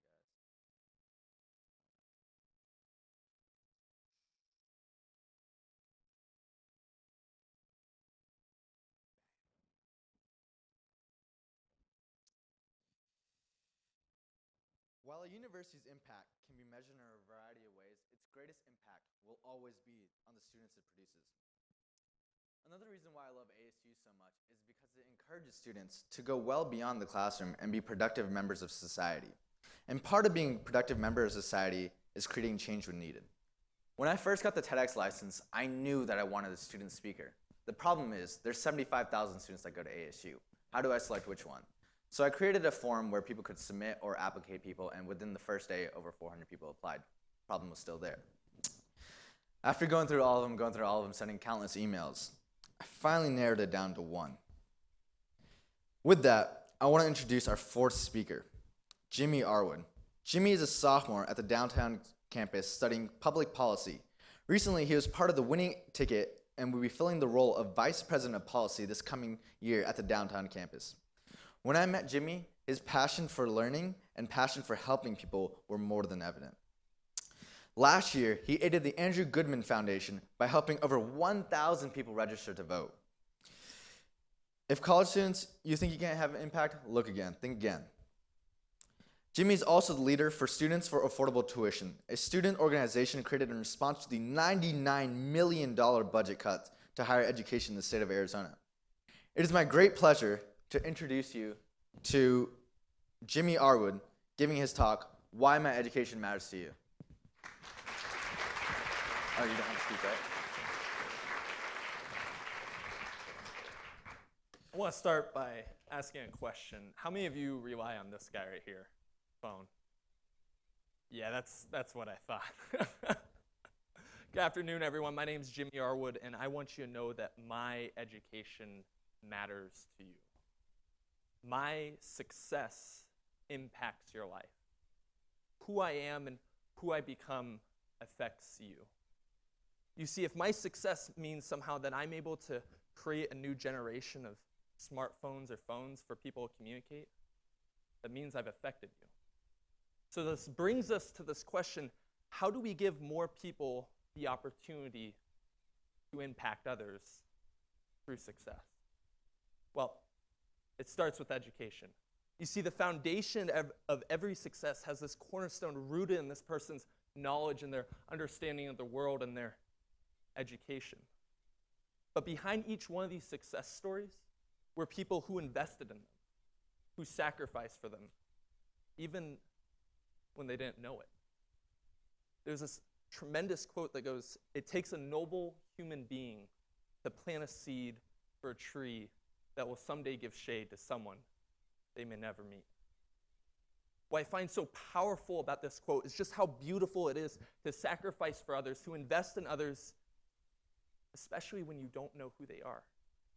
Think about all the firefighters and all the police officers, all the soldiers who dedicate themselves to us, who sacrifice their time, their energy, and sometimes even their lives for people they don't know. I think that's powerful because even though if we can't see this at the individual level, we still feel it as a society. We're still able to live freely. I think we can make the same argument for education. When we invest in education, when we invest in young people, we see amazing things happen. We see doctors who save patients. We see young entrepreneurs start businesses and create jobs. And we see aspiring scientists create the next generation of phones. In Malcolm Gladwell's book, The Outliers, he talks about how success comes from, number one, hard work. It's just a given that you have to work hard to succeed. But not everyone who works hard is widely successful. And that's because success also stems from opportunity.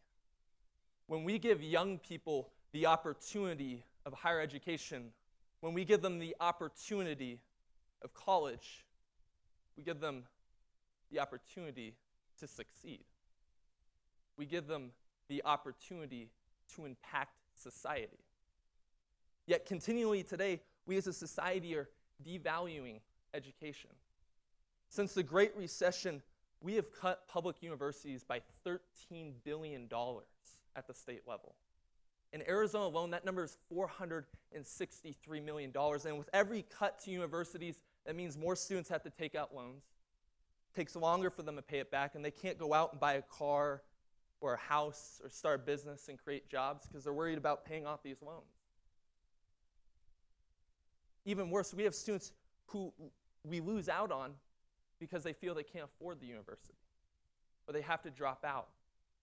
Not because of a lack of ability or talent or ideas, but because of the numbers in their bank account.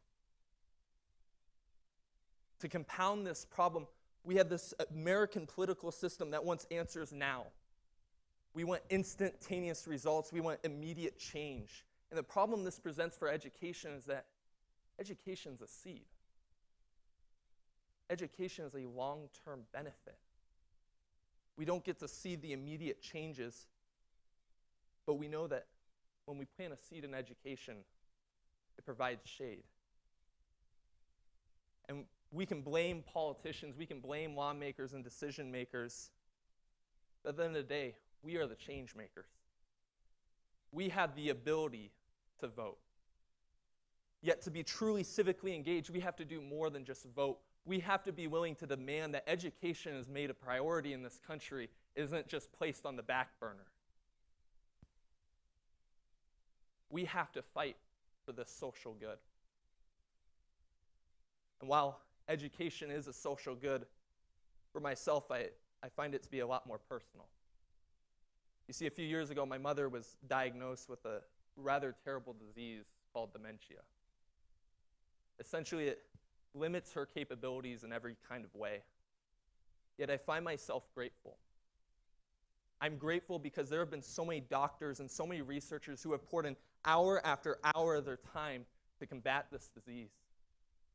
And because of their success, they were able to hold off the effects on my mom. They were able to buy us time. My mom was able to see me graduate high school. My mom was able to see me lace up my basketball shoes in the final game of my high school career. She was able to see me go to prom with the prom queen. We were able to share those experiences together. And even though she can't be here, sitting here today, I know she still feels my sense of excitement. I know she's still proud of me. Because a previous generation invested in education, they empowered the doctors and the scientists who are working to fight this disease. Because they planted a seed, that seed grew into a tree and it provided shade, and for me that shade was time. We still have a responsibility today to plant seeds in education.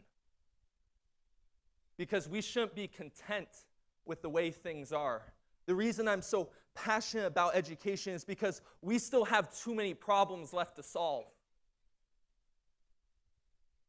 So don't let anyone ever tell you you don't have a purpose, because your actions matter. Your success makes a difference, even if no one says thank you. Even if no one's applauding you when you finish, when you make it through a hard time, when you overcome difficult circumstances, because when you succeed, when you don't give up, you plant a seed. And even if you can't see the tree or the shade that provides, have faith that for someone out there like me, you're providing time. We still have that responsibility. See, success is interconnected. When you succeed, you help me. Just as when I succeed, I help you. It's why Obama said, yes, we can. It's why the ASU charter states that we are going to pride ourselves not by who we exclude, but by who we include, because they understand that education and success is all interconnected. Because when we talk about embracing your vision, we're talking about embracing our vision. So I ask you today to succeed. And in the same way, I ask you to invest in education, because we still have too many young people who want to succeed. We have too many young entrepreneurs who want to go out and start businesses and create jobs. We have too many young scientists who want to put an end to diseases like cancer and dementia. We have too many young people with too many aspirations, too many successes in front of them, not to invest in them. Because our success is interconnected. And that's why my education matters to you. Thank you.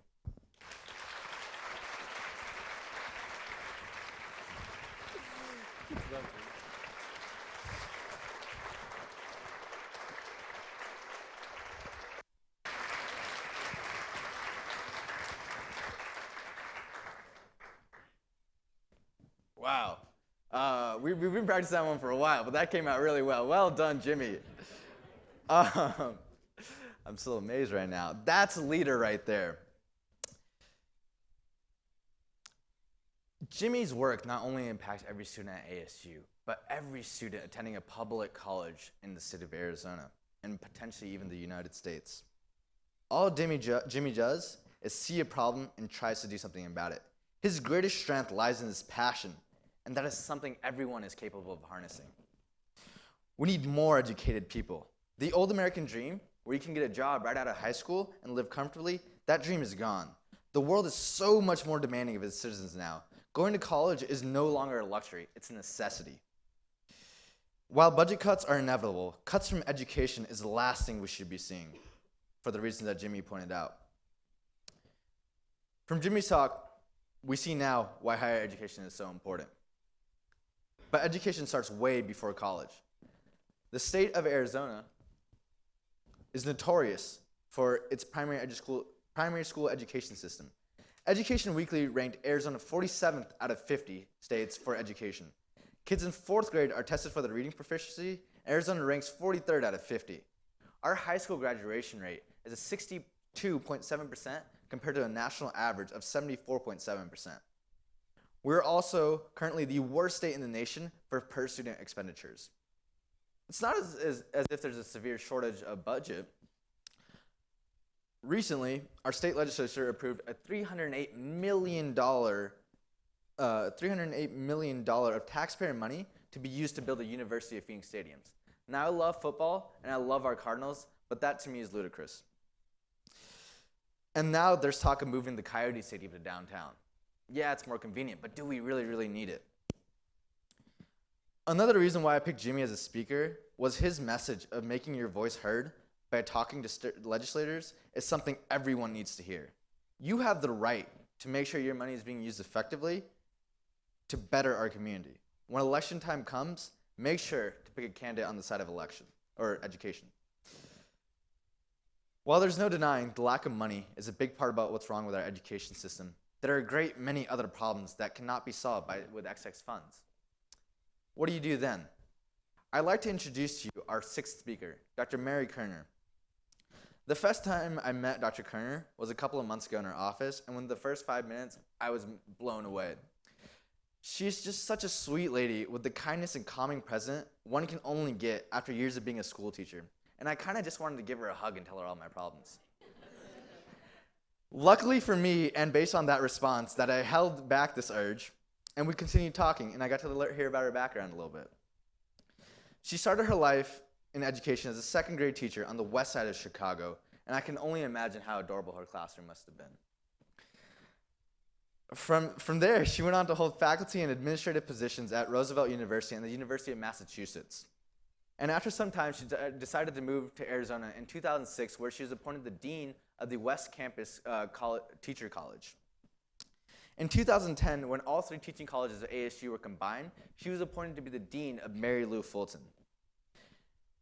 Dr. Kerner has been either a principal investigator or co-director of many grant-funded programs, including a teacher quality partnership grant for $11.5 million in 2014 for reforming teacher prep programs, to include methodologies in math and science for English language learners, and a Kellogg Foundation Award to integrate community knowledge into the year-long student teaching residency, I Teach AZ.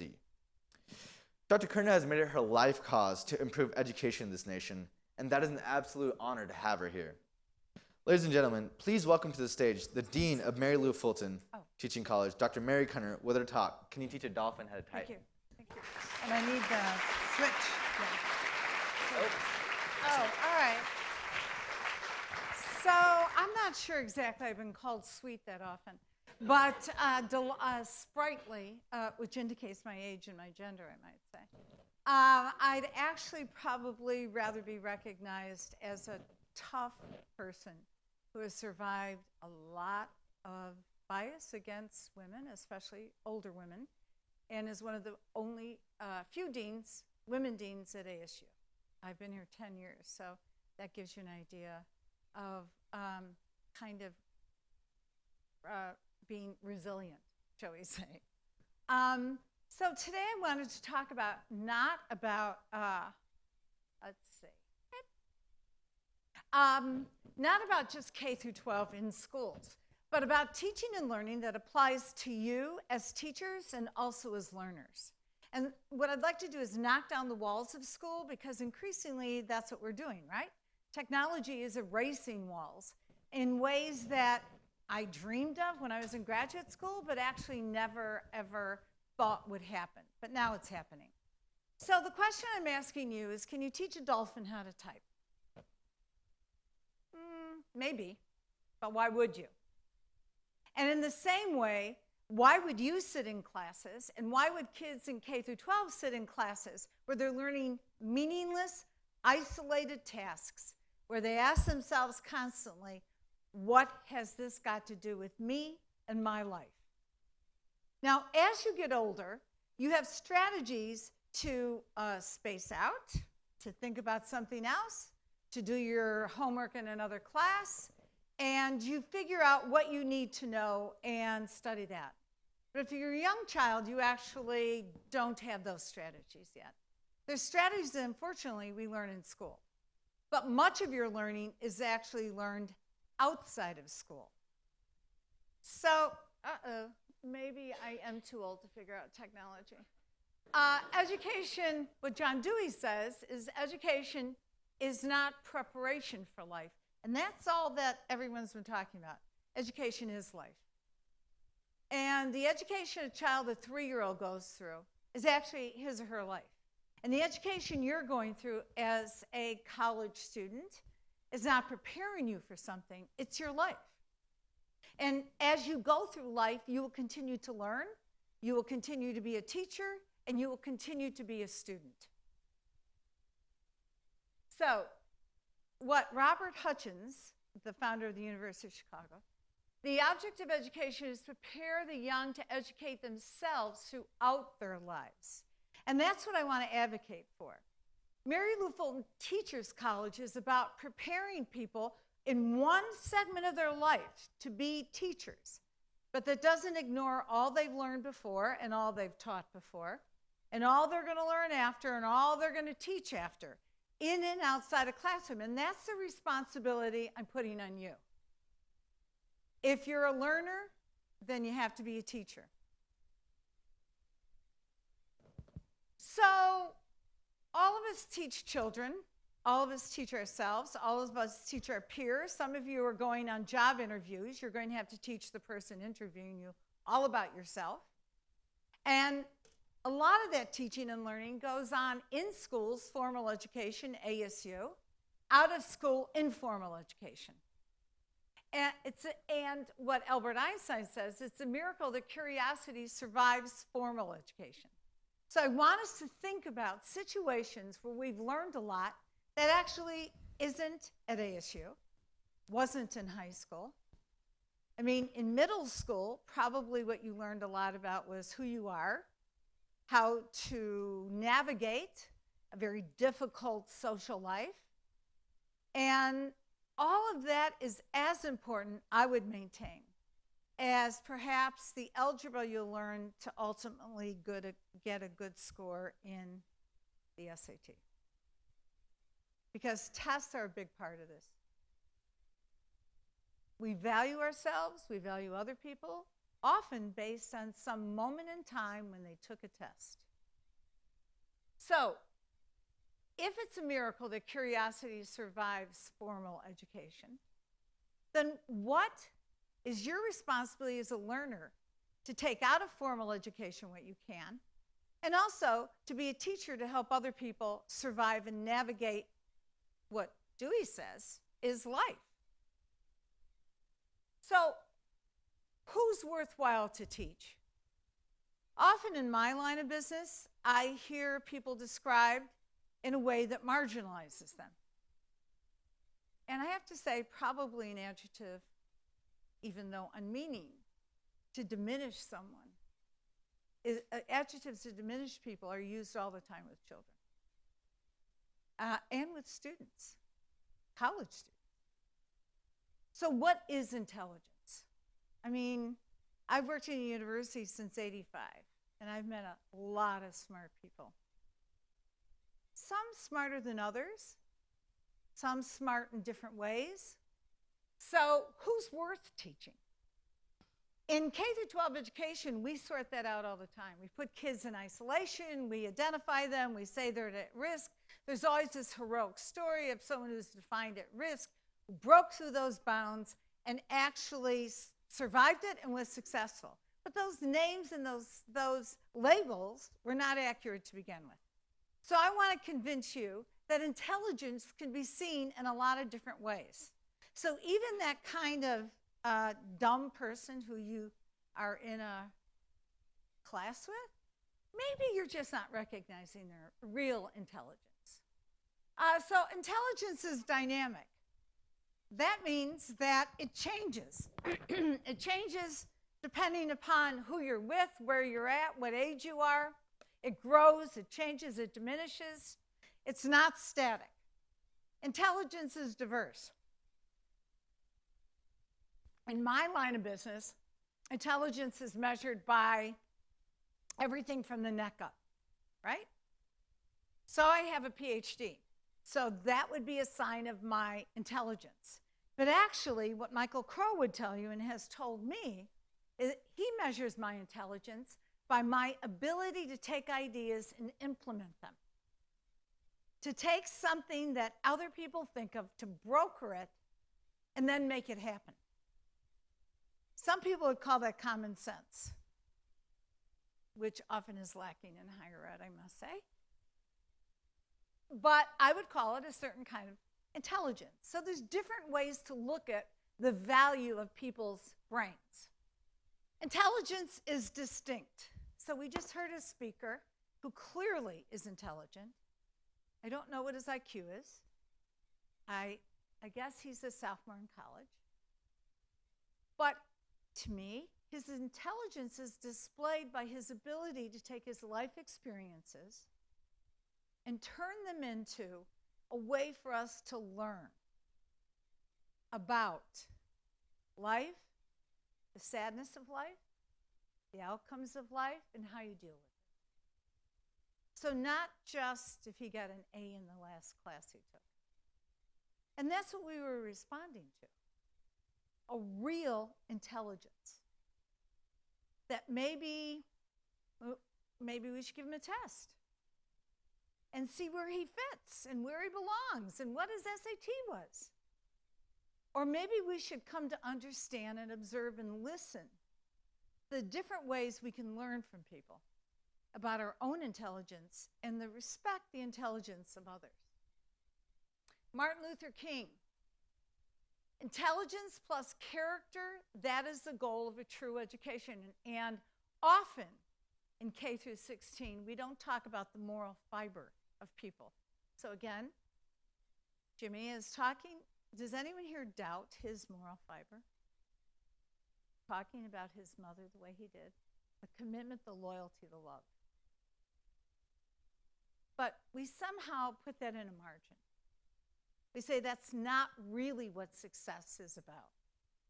Well, you're going to have to figure out if that is really the success for you, but more importantly, for you as a teacher, that hopefully you will come to understand you will be the rest of your life. So what are the methods by which people learn? I think it's really important to understand that learning isn't about rote, especially with young children. It's about being active. It's about engaging, using your mind, and experiential education actually provides the context and the framework. So let's say I've taken a child, a fifth grader, to the zoo. The context and the framework is, look at the yellow giraffe. How many lions are there if you're an intentional teacher? But actually, are those substantially important questions? Just because a child is young doesn't mean we should ask them stupid things. And just because I will say as a professor, there's a student in a college class, we should equally not ask them stupid things. And so we as teachers need to think about what are questions that are engaging, that help you extend the knowledge you have. What are the questions you have that need to be answered that help you construct more knowledge from the environment around you, which can include books and people. For younger children, it's things they can touch. So if you have children or you have younger siblings, throw out workbooks, throw out flashcards. They're meaningless in real engagement in learning. And if you're going to intervene as a teacher, shame on you, if that's the best you can do. So when you see a child who's dropping a spoon off a high chair, when that child does that and they drop a spoon, they actually don't know the physical world. They don't know if that spoon's going to go that way, going to go up or go down. They drop it, the adult picks it up, puts it back in the high chair, drop it. The adult starts, saying this kid is trying to drive me crazy. The kid is trying to figure out gravity. And when the kid finally realizes the spoon will always go down, they'll never drop that spoon again. They've learned it. They've moved on to something else. So think about that in your own life. You test and test and test and figure it out, and some things you move on, and some things you bring pieces of that with you. Teaching can be spontaneous. You find yourself in a situation that you didn't know was educational, and all of a sudden you're teaching someone something or learning something from someone. And teaching has to be intentional. Learning is not. But teaching has to be intentional. I'm going to intervene and I'm going to tell you, I'm here. This is teaching. Doesn't mean you're all learning. Sadly, I have had to find out in my life. But it does mean this was intentional. And it best happens when you can make mistakes. George Bernard Shaw, a life spent making mistakes is not any more honorable, but more useful than a life spent doing nothing. So has a child been given something to learn that's worth learning? What's the curriculum? I have a PhD in curriculum. Curriculum in Latin means journey. And I think it's a great way to think of the stuff you're learning. All the stuff you're learning. And all the stuff you think other people should learn. How's that moving you along on your journey? Where are you going? What do you need to know?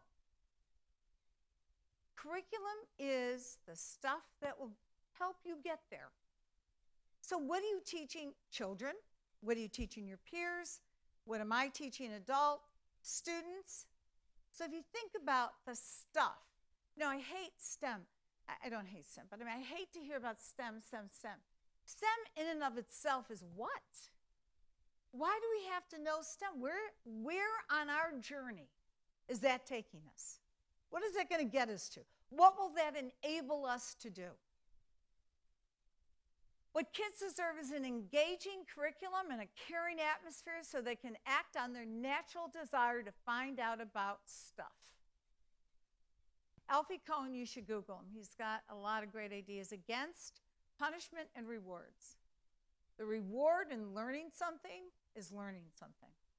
You don't need a sucker or a lollipop, or maybe even a college degree, actually. What is the role of the teacher? I want you all to think of yourselves literally as teachers. You need to observe. You need to listen. You need to find yourself in a circumstance where you're not the one talking, where you're sitting on the side. You know when to intervene, to ask the right questions. To remove obstacles to learning, especially for young children. This constant, never-ending drone of work that, just like the dolphin, you got to say, in the end, how important was this? I used to, when I taught more before I was a dean, I used to ask my students, think of a time when you learned something. I want you to think of a time when you learned something. Most people think of learning how to ride a bike. Nobody gave you a reward for learning how to ride a bike. The reward was riding the bike. And you kept doing it until you could do it because you were engaged and you wanted to learn it. And the assessment was in the task itself. Most people will point to things like that where they could themselves say if they were successful or not. And of course, teachers have to be active learners. Every child should have a caring adult in their life. That means all of us. All people should help each other as teachers. So, in closing, I'm going to say, how do we build this sloppy thing we call a democracy? Sloppy. Make mistakes. Doesn't always work. Think you can turn on CNN and see that. It has to be intelligent, engaged, self-learners where we all have a responsibility to each other, to help each other learn, to be teachers, to be learners, to be actively engaged with our intellect. In this case, I mean, what John Dewey, a great educational philosopher, said is to create a democracy. And if our democracy ever needed thoughtful people more than now, I don't know when. So that's what what I would say to you, what I take on myself, not just as a dean, but as a person in this society. We are obligated to be teachers and learners.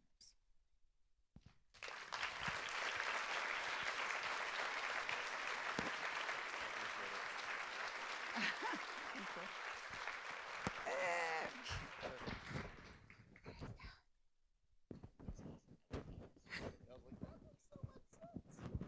Thank you. Next time you call me sweet, though, I'm going to see.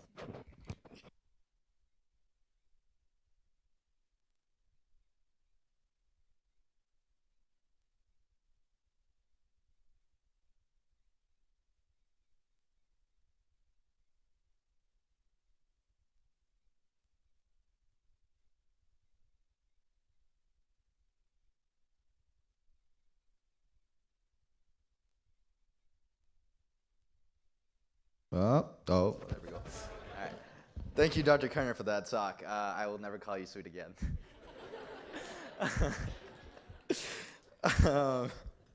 In my opinion, there's no cause more noble than being an educator, especially a primary school educator. You see, college professors, they get off a little easy on this.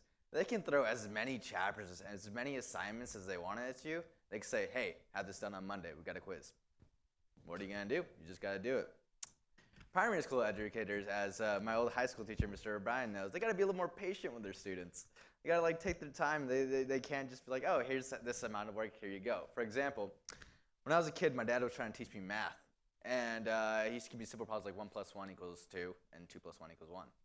I unfortunately did not understand what 2 + 1 = 3 meant. And I would always write 1. My dad was like, why are you doing this? Why do you keep doing this? It's 3. I've told you this. Just memorize it. And eventually, I just put the pencil down and stop talking to him.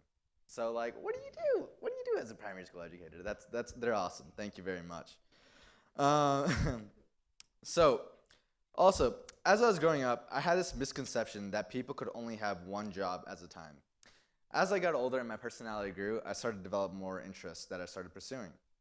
But these were mostly just hobbies and things I wanted to do with a couple of friends. My main career goal in life was always to be a doctor. I thought that was the only job I would ever have. Then this year happened. I served as the operations director for Camp Kesem ASU, a nonprofit dedicated to hosting summer camps for kids whose lives have been affected by cancer. I was the president of the Origins Project Club, a medical scribe, a medical researcher, an undergraduate student researcher, and I was also the lead organizer for this event. My perception that you can only do one thing completely was obliterated this year. I was fortunate enough to take advantage of all the opportunities presented to me this year, but not everyone else has the same opportunity or the ability to take advantage of them. Regardless of opportunities, there seems to be certain people doubting themselves, and I wanted to ask, why do so many people limit themselves from the start? The man I want to bring in to answer that question is Dr. John Schufeld. Dr. Schufeld is what you call a serial learner. Every 10 years, he acquires a new field of study. He started with his MD, then got his MBA, followed with a law degree, and to top it off, he recently got a Six Sigma business certification. As an emergency room physician, he went on to start one of the largest urgent care businesses in the United States. Beyond being a doctor, lawyer, business owner, Dr. Schufeld is also a pilot, author, publisher, and coach. And a professor, I forgot that, a law professor. Can't forget that one. When I first met with him, he asked me what I wanted him to speak on, and I was just amazed that he had 30 minutes to even spend with me. To me, what stood out most about Dr. Schufeld is that if he wanted to do anything, he just did it. So it is my pleasure to welcome to the stage and introduce you to Dr. John Schufeld and his talk, The Question We Need to Stop Asking Our Children. Thank you, Dr.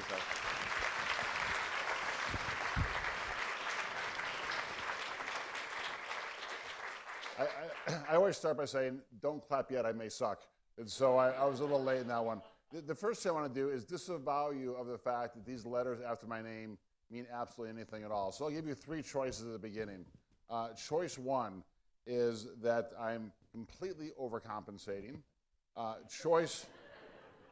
used to drive a Hummer. Choice two is that I'm a kind of a lifelong learner and have a intense desire and curiosity to learn. And choice three is that I'm really just kind of impatient and like to learn a lot of new things all the time. So those are your three choices.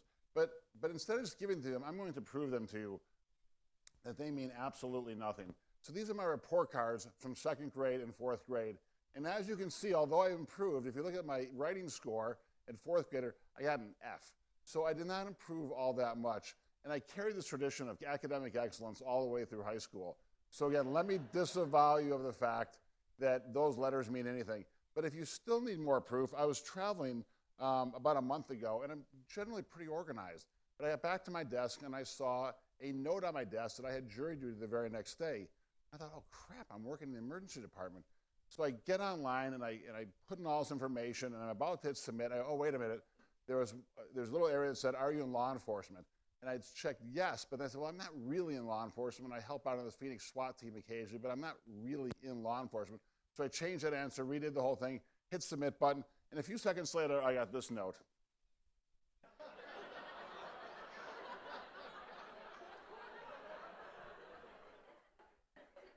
So hopefully now the bar has been set incredibly low. So what I get to do today is I get to practice emergency medicine, which if I could say I was born to do anything, it would be to practice emergency medicine.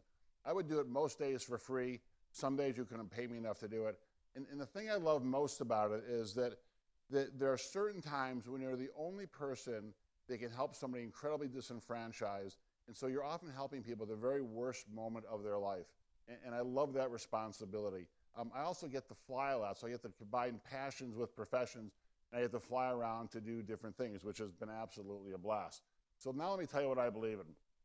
So that was me, and that's probably still true to this day. I have not grown up. All right, so here's what I believe in. And wow, is that high. I believe that when we ask about a singular career path, we stifle our capacity for innovation and creativity, that on your deathbed you should be thinking, holy, whatever, what a ride, and not if only. I believe the most rewarding life is one punctuated by failure and mistakes. And finally, I believe that the more diversity in thought and action you have, the more tolerant you become of others. And with that tolerance comes love, connection, and happiness. Now, let me give you a little bit of background. When I was 5 years old back in Illinois, well, I was actually 5 years old everywhere I went. It was almost this weird phenomenon. But when I was 5 years old back in Illinois, my parents used to say, what do you want to do when you grow up? And I said, I wanted to be a dog.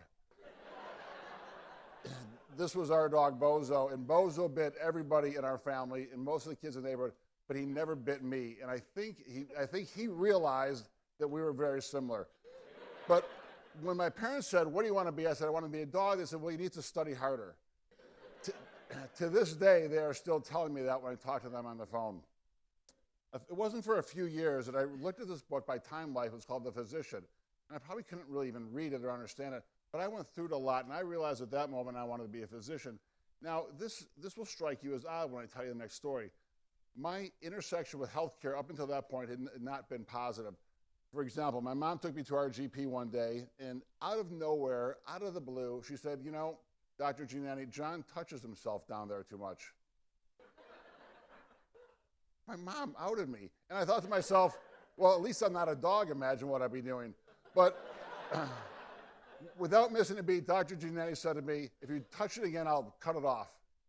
And so I was 7 years old, and I haven't touched it since. So flash forward 50 years, I'm 55, and Dr. Croman, I think you said it best, I have made every mistake in the book, some of them twice. Business, flying, law, medicine, I have made them all. And I will tell you that I've not worked a day in my life. I've had an absolute blast. And if someone said, how hard do you work? I'd say, I don't work at all. Some people will tell you that I seem to do everything, and I think I've had this most remarkable experience that one could possibly imagine. But now let's go through a few things that I believe. I believe that when we ask about a singular career path, we really stifle kids or ourselves creativity and innovation. So let me give you a quick example of this. So who's read the book Blink in here? Malcolm Gladwell wrote it. It's a pretty cool book. And in this book, he talked about this study that was done in the Journal of Surgery. And in this study, they looked at 200 surgeons. 100 of them had been sued more than twice. 100 of them had never been sued. And they recorded the informed consent discussion that those surgeons had with their patients, and they washed out the voices. And they gave it to a bunch of undergraduate students who listened to this talk, and they were able to pick out with remarkable accuracy which surgeons had been sued based upon the tone of their voice. That was the only thing they used. And they thought it was some form of being condescending is what the students recognized. And so I read this in Blink, looked the study up in surgery, and at the time, I was just finished law school, and at the time I knew there was a real malpractice crisis in the US. Physicians were moving out of communities and out of states that had bad malpractice records and going elsewhere. And so this was a real crisis. And I also knew, just from my background, that women physicians were sued a lot less than men. And the theory was that women are more compassionate, more empathetic, and better communicators. And I think that's probably completely true. But I thought, well, that's interesting. Is there a business model here? So I thought, just kind of background of law and business and a little medicine, I thought, gosh, maybe there is a business model. But it's kind of unfair because, what if you're a dude who practices medicine like a woman? That's empathetic, compassionate, and very caring. So I wonder if there's a test we could give. So I partnered up with two psychologists here at ASU. They wrote a test. We gave it to a lot of physicians, a lot of male physicians, and then scored it. And sure enough, the people who scored the highest had the best malpractice record. In other words, they hadn't been sued. So we took that knowledge and turned it into a business called MSTAR. And today we've given this test to hundreds of male physicians that when they score well on it, their malpractice rates are decreased, and they save quite a bit of money, hundreds of thousands of dollars to date. So my point in saying all this is that, but for this intersection of these different experiences I've had or education I've had, I never would have come up with this idea. If you look through the course of human history, most of the greatest discoveries have been not necessarily in the field of the person that was trained or educated. They were outside the field, but they applied one set of knowledge and looked at it through another set of lenses. And that's why I so love education, because every time I educate myself somehow, or I am educated, it's like putting on a new set of lenses. And that, for me, has been, no pun intended, completely eye-opening. Okay, this is my favorite. I was really fortunate as an emergency physician to notice this early on, and I've noticed it a few times. Unfortunately, sometimes I see people at the worst moment of their life, and sometimes it's right before they die. And for some of these people, they have this look on their face, and I started calling it the if-only look. And I may be completely imagining this, but I don't think so. I thought, it's this wistful look, and I was imagining what they were thinking. If only I had loved more deeply, cared more, tried harder, whatever, fill in the adjective you want. But I swore on my deathbed I was not going to have the if-only look. I was going to be yelling this all the way to heaven, or wherever I'm going to go. Because what worries me the most is this. Well, let me back up a little bit. This means, that does not worry me the most. That is not my ass. This means whatever you want it to mean. It doesn't mean you need to go out and buy a squirrel suit and jump off a cliff or go spearfishing for great whites. It just means that life is relatively short in manner of speaking, and it could be much shorter than we expected. Depending on what you believe, you only go around once. So why not simply go for it? So hence the squirrel suit and the spearfishing. Because this is what I fear the most. That I'm lying on my deathbed and the person I've become meets the person I could have become and just gets a crap beat out of him by that person. I don't want that to happen to me. So I thought, okay, what can I do? How can I continually evolve? How can I continually progress so this person, these people never meet? Or when they do meet, it's like, hey, I'm looking in the mirror at myself. So I kind of come up with this plan to think about these 5 and 10 year time frames. So, and I'll give you a quick example. So about 10 years ago, I thought, well, I'm going to be, there'll be some point in emergency medicine where I'm going to be like, okay, what else is there to do in life? I thought, maybe I want to fly for one of the major airlines. And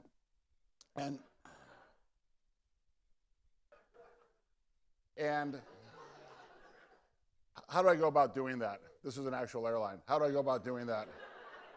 Imagine their overhead announcements. Anyway, well, to do this, you need a 737 type rating. To do that, to get that, you need an airline transport pilot rating, and a commercial rating, and a multi-engine rating, and all the way back down. And it takes about 5 years and a certain amount of time and a certain amount of money. But I knew that at some point in my early 50s that I may actually want to fly, probably not for this airline, because I could never say that over the loudspeaker without laughing, but maybe for Southwest, which would be a lot easier.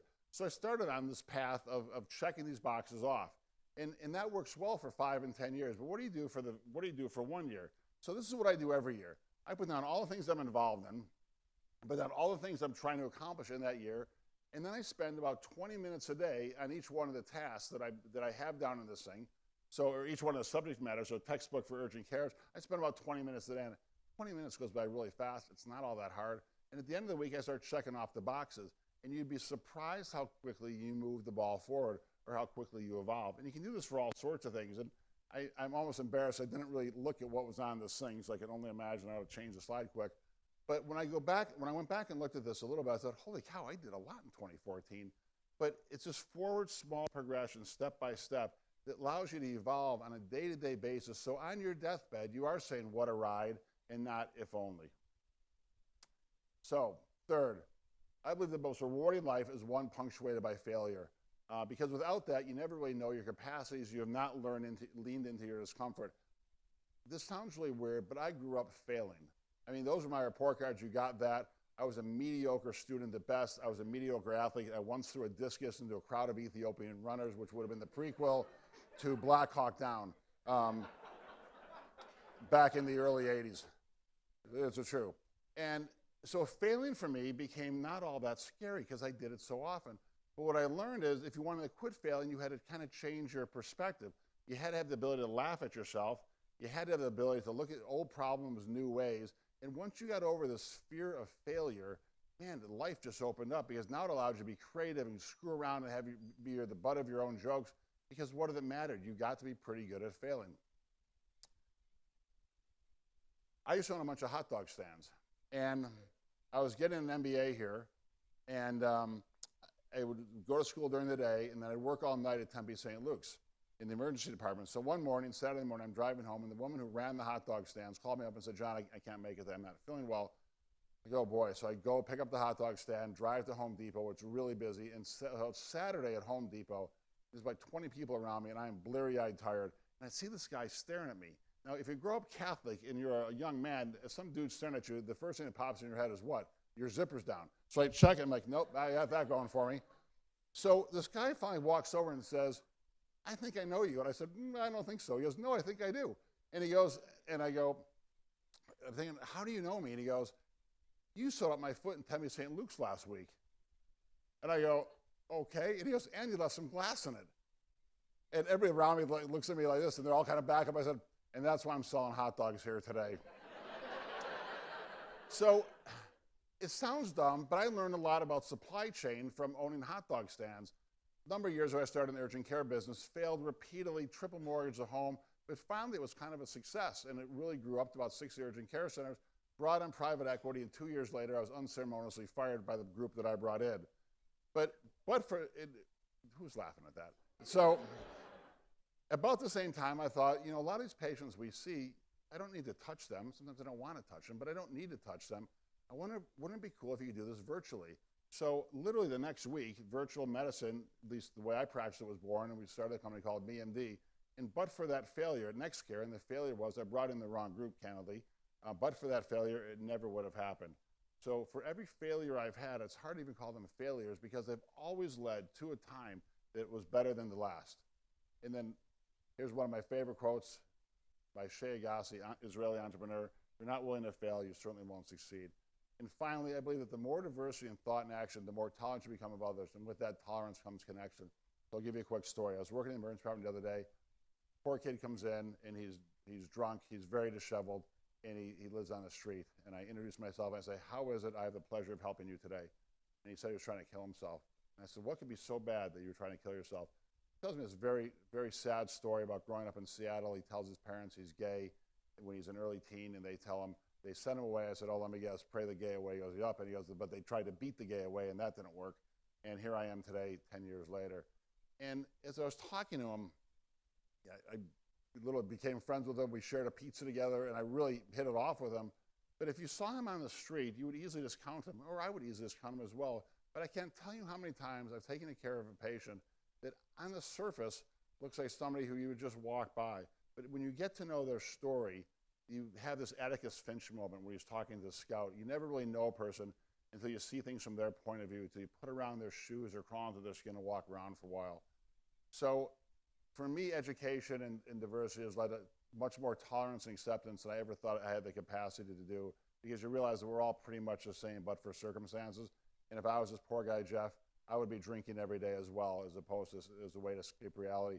So now, instead of asking myself and asking others what they want to be when they grow up, I ask them how they want to impact the world and how they want to leave the world a better place than the one in which they're born into. So with that, I'll leave you with one of my favorite quotes by Mark Twain. 20 years from now, you'll be more disappointed by the things you didn't do than by the ones you did. So throw off the bow lines, sail away from the safe harbor, discover put the winds in your sails, and explore, dream, and discover. Thank you.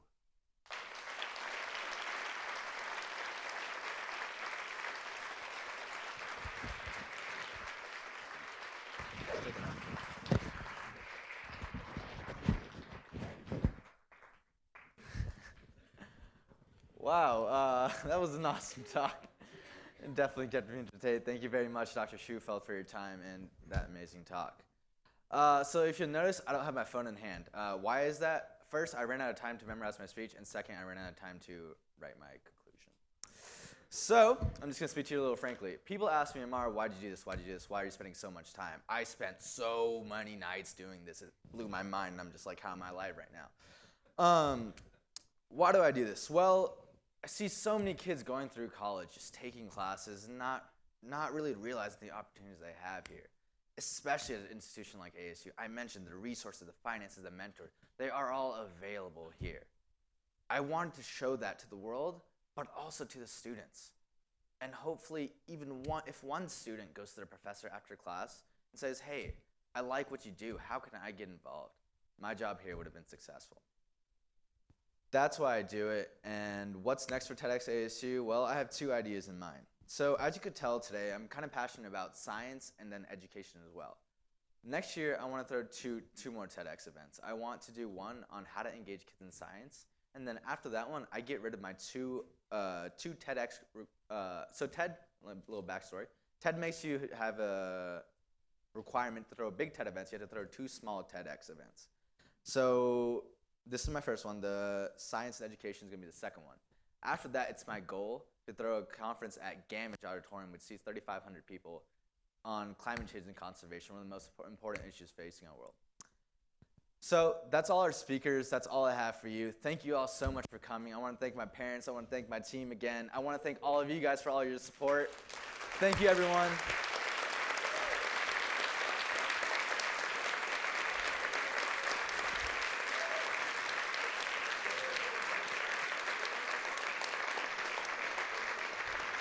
And just one last announcement. Afterwards, we're having a post-event happy hour, which I'm sure a lot of you are looking forward to at Postino's. What's the crossroads, Chris? College and university. I'm a college student. I'm not the most organized. I try my best. It's a learning experience. This has been an awesome learning experience for me. College and university. Postino's Annex. We have food there. We have drinks there. Come have a good time. Come talk with us. Thank you all again very much for attending. Have a good one.